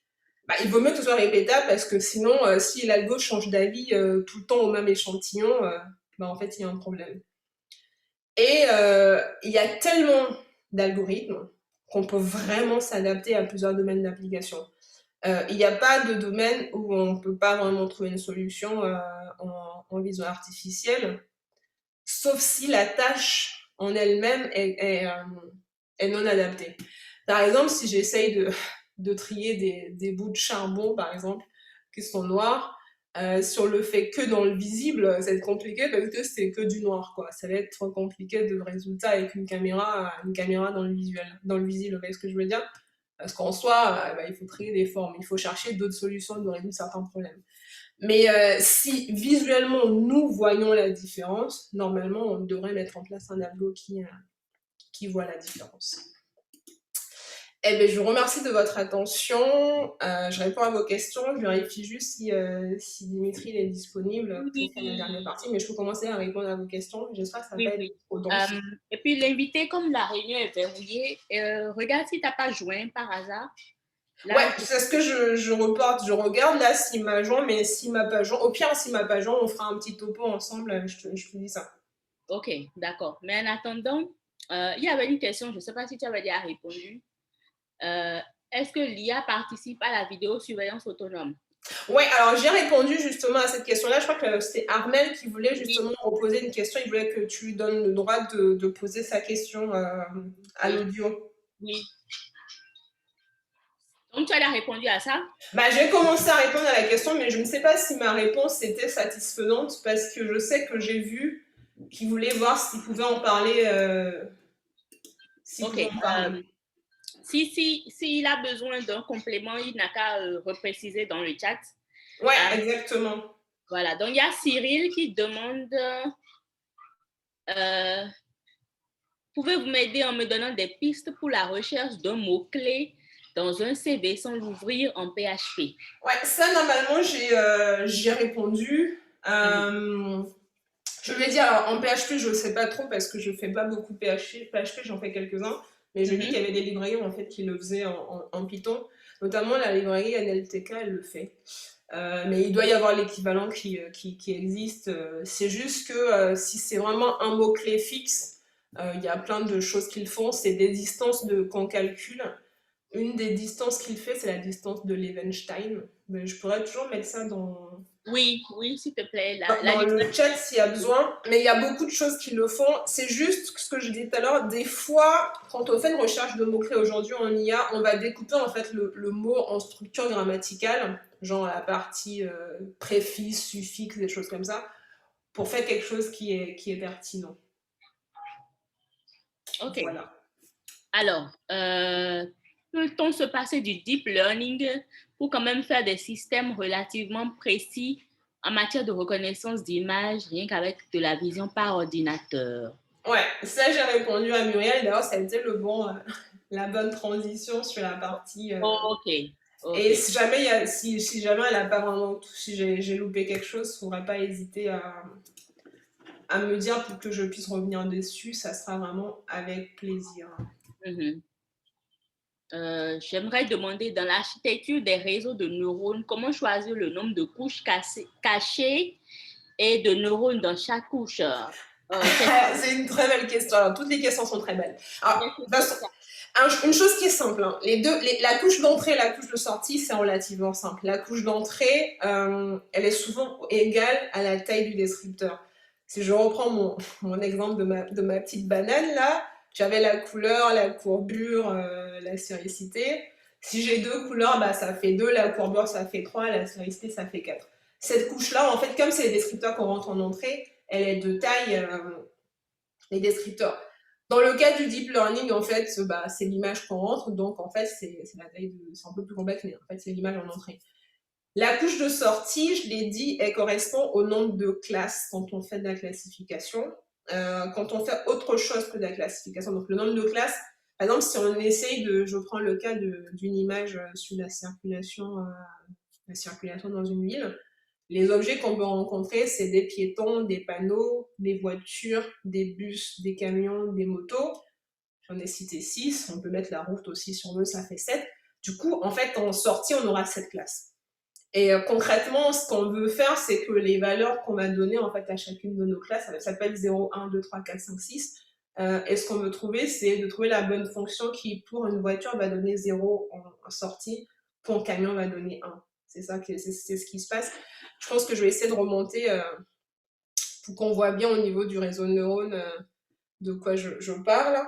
Et en fait, les couches cachées, alors quand c'est du deep learning, quand vous récupérez un réseau qui est déjà tout fait, vous avez déjà vos couches cachées qui sont déjà intégrées, vous pouvez en supprimer.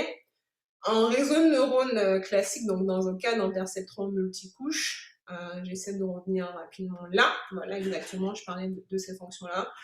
Alors ce qui se passe, c'est que la couche cachée, on essaie d'être dégressif vers la couche de sortie, mais il y a des règles hein, pour choisir le nombre de couches cachées. Il y a des formules mathématiques en fait qui existent en fonction de la taille de l'entrée, de la taille de la sortie et du nombre d'échantillons, qui veulent à peu près combien de couches cachées vous pouvez avoir. Et ensuite, on règle les couches en fait internes en fonction des fois de ces résultats en précision. Mais il y a vraiment des règles hein, qui existent, il y a des formules qui existent pour choisir le bon nombre de couches. Mais moi, j'ai toujours quand même, règle numéro 1, quand on n'a pas beaucoup d'entrées, par exemple si votre entrée fait 20, ne dépassez pas 2 couches. Parce que bon, c'est quand même faut quand même aller vers la sortie. Et règle numéro 2, il faut pas oublier d'arriver à avoir des bonnes valeurs volumétriques, notamment la précision, l'accuracy et le recall. De toute façon, chaque fois qu'on fait un réseau de neurones, c'est ce qui se passe. Et là, je reviens juste là. En fait, c'est les fonctions de sortie ici, donc la fameuse fonction F là, qui est ici, qui va vous permettre en fait de faire une classification ou pas.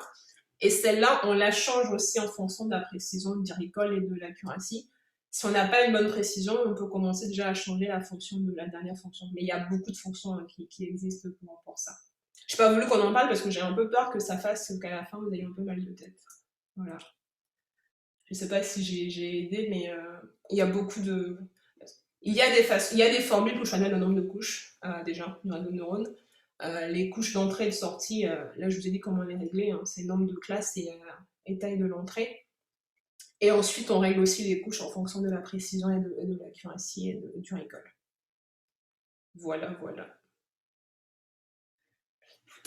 J'ai une question de Vital qui aimerait savoir s'il y a un moyen de me contacter pour d'éventuelles préoccupations. Alors, je vais mettre dans le chat mon LinkedIn, si vous avez LinkedIn. Et si vous n'avez pas LinkedIn, Muriel, est-ce que tout le monde a ton mail du FGI ou pas? Déjà, je mets mon LinkedIn. Déjà. Normalement, si vous avez LinkedIn, ça permet d'arranger les choses. Voilà. Et je réponds sur LinkedIn à peu près tout. Alors, il y a Muriel, mon compte qui a mis les CBR en anglais. Oui, c'est exactement ça. La recherche d'image par le contenu, c'est de la CBIR. C'est le Content Based Image Retrieval. C'est exactement ça. Est-ce que j'ai répondu à toutes les questions? Oui, et je regarde si... Non, en fait, Dimitri ne pourrait pas nous rejoindre. Il est encore en plein jury. Alors, ce que je peux faire, je peux vous faire rapidement en topo parce que j'ai lu sa présentation. Oui, voilà. Et puis, n'oublie pas de mettre l'exemple que tu avais donné tout à l'heure quand tu répondais par rapport à la librairie pour faire... Ouais, la librairie, alors... Voilà. Alors, à chaque fois, je me plante, mais je crois que c'est ça. NLTK pour faire... désolée pour le bruit de mon clavier. Comme ça, Cyril pourra copier peut-être le lien ou enfin l'information que tu vas partager. Et on est à 8 minutes de la fin, donc tu pourras nous faire le topo par rapport aux formations qui existent au Burkina Faso. Ouais, je vais vous faire rapidement le topo sur les formations qui existent au Burkina en IA. Alors, du coup, ce qu'il faudra, c'est que j'étais censée t'accompagner, mais c'était compliqué parce qu'il y a un jury, les maîtres de conférence, donc c'est Jean-Serge Dimitri Ouattara. Et donc, en fait, dans les formations en IA au Burkina Faso, il y a plusieurs formations. Vous avez, alors, je vous dis ça. Il y a des formations, en fait, vous avez une licence, il y a un master en système d'information avec une option qui s'appelle le système d'aide à la décision. Ils ont un master en sciences de données qui est récent avec une option sciences de données. En fait, la science de données, c'est du data science. Hein. Ça permet de faire de l'IA. Ils ont une licence que moi je trouve très intéressante, elle ressemble un peu à celle que moi j'ai faite, c'est la licence réseau multimédia et télécom, parce qu'en fait on apprend à faire du traitement de signal, on apprend à faire du traitement d'image, et notamment à choisir les bons descripteurs. Et donc je vous ai dit comment on calcule une courbure ou des choses comme ça, on apprend à faire tout ça sur une image. Et depuis pas longtemps, ils ont un master en informatique, option multimédia et IA. Et tout ça, c'est à l'Institut burkinabé des arts et métiers. Donc, il y a des formations à l'Institut burkinabé des arts et métiers. Et à l'Université Joseph Kizerbo, il y a... Je suis sur mon téléphone, donc désolée. En fait, ils ont un master en informatique avec une option sécurité informatique et cybersécurité. Et dans tout ce qui est cybersécurité, maintenant, on intègre beaucoup d'algorithmes, en fait, d'intelligence artificielle. Et d'ailleurs, même en visant par ordinateur, si vous voulez chercher, il y a ce qu'on appelle... Il y a des algos en fait de steganalyse, ça s'appelle. C'est l'art de cacher une image dans une autre image sans que ça se voit. Donc, c'est des modules d'IA qui permettent de faire ça. Ok. Et sinon, à l'école polytechnique de Ouagadougou, il y a aussi un cycle d'ingénieur en génie des télécommunications où on fait du traitement de signal qui permet quand même d'avoir une bonne base en IA, une bonne base en traitement de signal parce que c'est vachement important de faire du traitement de signal quand même avant de faire de l'IA. En tout cas, du traitement de signal, du traitement de données, c'est important parce qu'après, on comprend mieux les histoires de fonctions dont je vous parle là. Alors, sinon, dans le privé, il y a des formations en IA. Il y a une licence qui s'appelle Notions de base en IA. Ils font tout ce qui est inférence, système expert en Python. Ils ont un master, ils font des fondements en IA, des fouilles de données, du data mining, du machine learning, de l'analyse et du traitement d'image, de la reconnaissance d'image. Et il y a des filières spécialisées, par exemple, à l'École supérieure d'informatique à Bobo-Dioulasso, il y a un master en sciences de données. À l'Université virtuelle du Burkina Faso, ils ont un master en fouilles de données et en intelligence artificielle. Et du coup, ça, je vous en ai déjà parlé, à l'Institut burkinabé des arts et métiers, donc il y a un master en multimédia et en IA. Alors, moi, je lui avais demandé de mettre quelques activités qu'ils avaient faites, de la R&D qu'ils font au Burkina en IA, pour que vous ne pensiez pas que ça se fait pas en Afrique. Ils ont fait de la détection de malware, donc de malware sur les PC. Ils ont fait la détection d'intrusion dans les réseaux. Ça se fait de la réduction de fausses alertes. Tout ce qui est reconnaissance de plaques d'immatriculation, de maladies sur les plantes, ils en ont fait. Et là, ils travaillent sur un système de recommandation de traitement de maladies infectieuses à partir d'approches de fouilles de données et de machine learning. Voilà, voilà. Après, sinon, il y a quelques acteurs dans le domaine au Burkina. Il y a Waga Machine Learning Group qui existe. Il y a Fuse Machine africain. Et puis, il y a une startup qui s'appelle Fasodrone. Voilà. J'ai essayé de faire rapidement ce que Dimitri m'a mis. En tout cas, ce qui est important, c'est que vous vous dites que ça se fait, en tout cas au Bénin Et aussi, au Bénin, dans la sous-région, mais au Bénin et dans pas longtemps, ça se fait. De toute façon, je pense qu'il y a Kevin qui va en parler c'est déjà prochainement. fait. On a eu déjà le docteur Attel. Ouais. On a eu Kevin mardi. Donc, on a eu un très grand volume d'informations par rapport à ça. Donc voilà, je veux dire, il n'y a plus de raison maintenant de dire qu'on n'en fait pas en Afrique. Bah ouais. Alors, il nous reste 4 minutes pour 17h. Est-ce qu'il y a d'autres questions pour Madame Saint-Tiche? Sinon, je vais faire les dernières annonces et on va se quitter. Attends, juste une question. Il y a juste Sinatoka qui demande est-ce qu'on peut avoir le document de présentation, avoir accès à l'enregistrement? Je pense que oui. Muriel, alors, elle va en parler. Oui, le replay, comme d'habitude, pour toutes les sessions sera disponible. Et donc, n'hésitez pas, vous pouvez regarder autant de fois que vous voulez. On va compiler, mettre aussi sur une chaîne YouTube du FGI. Là, je partagerai sur les réseaux et dans les groupes quand ce sera prêt. Donc, vous pourrez aller regarder autant que vous voulez, ne vous inquiétez pas. Alors, tous les replays sont disponibles. J'ai déjà partagé également le lien de celui d'hier dans le chat. Et ils sont disponibles partout. Ne vous inquiétez pas. Sur le LinkedIn du FGI, sur le Twitter du FGI, tout est dans les groupes également, c'est partagé. Alors, demain, on va finir avec les jeux vidéo et la robotique et les objets connectés. C'était prévu que ce soit Meryl, la jeune Camerounaise, qui nous fasse cette présentation et malheureusement, elle est hospitalisée pour une intervention chirurgicale. Donc, ce sera son invité, celui qui allait nous faire les jeux vidéo. Ils travaillent ensemble. Donc, c'est lui qui nous s'entretiendra pendant les 2 heures. Ce sera à la même heure comme aujourd'hui, 15h, heure de Cotonou. La session sera ouverte à partir de 14h et sera verrouillée à 15h10. La session sera ouverte à partir de 14 heures et sera verrouillée à 15h10 et ne sera plus ouverte jusqu'à la fin.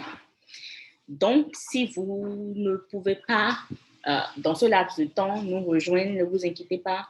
Comme d'habitude, on partagera le lien du replay et vous pourrez suivre après. Il n'y a pas de souci pour cela. Qu'est-ce qui reste encore? Je vous ai parlé hier de la préparation du FGI Bénin, qui sera en présentiel et également en virtuel. On aura un lien, il existe déjà, il est partagé partout. Le lien Zoom qui vous permettra de suivre à distance. Elle est ouverte et libre d'entrée. Il n'y a pas d'inscription, il n'y a rien. Mais Covid oblige, les places assises au niveau de Azalaï Hotel sont très, très, très réduites. Un FGI réunit le gouvernement ou ses représentants, la société civile, les utilisateurs, les académiciens, le secteur privé. Donc, il y aura beaucoup d'autorités qui seront là pour intervenir dans les différentes sessions. Donc, si vous avez envie de venir en présentiel, venez tôt, parce que dès qu'on va atteindre le quorum de 50, vous ne pourrez plus entrer dans la salle pour qu'on puisse respecter les dispositions sanitaires qui sont toujours en vigueur à Cotonou pour les manifestations et les rassemblements physiques. Donc, s'il vous plaît, si vous avez envie de venir pour le FGI, c'est ouvert, il n'y a aucun souci, mais venez tôt pour qu'on puisse ne pas avoir à ne pas frustrer des personnes qui viendront après quand on va dire qu'il n'y a plus de place. Notre séance de questions aussi continue en ligne. On a vraiment besoin de vos avis. Qu'est-ce que vous pensez de l'économie numérique? Quand on dit économie numérique, à quoi vous pensez? Quel est l'état des lieux? D'après vous, comment se porte l'économie numérique du Bénin aujourd'hui? Et qu'est-ce que vous proposez pour les années à venir pour que ce secteur-là puisse se développer? D'accord? Le FGI, ce n'est pas de la politique. C'est un lieu de discussion et d'échange sur les problématiques liées au développement d'Internet dans notre pays, le Bénin. Voilà. Alors, la pub est finie. Donc, on se retrouve demain. Merci à toutes les personnes. J'ai remarqué qu'il y a des personnes qui sont là depuis le lundi. Merci, merci, merci, merci, merci beaucoup. Merci infiniment.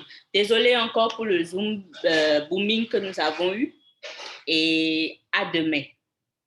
Allez, bonne fin de session sur l'IA les gens. Et moi, je vais essayer de me connecter demain pour suivre. Ouais, bientôt, bientôt.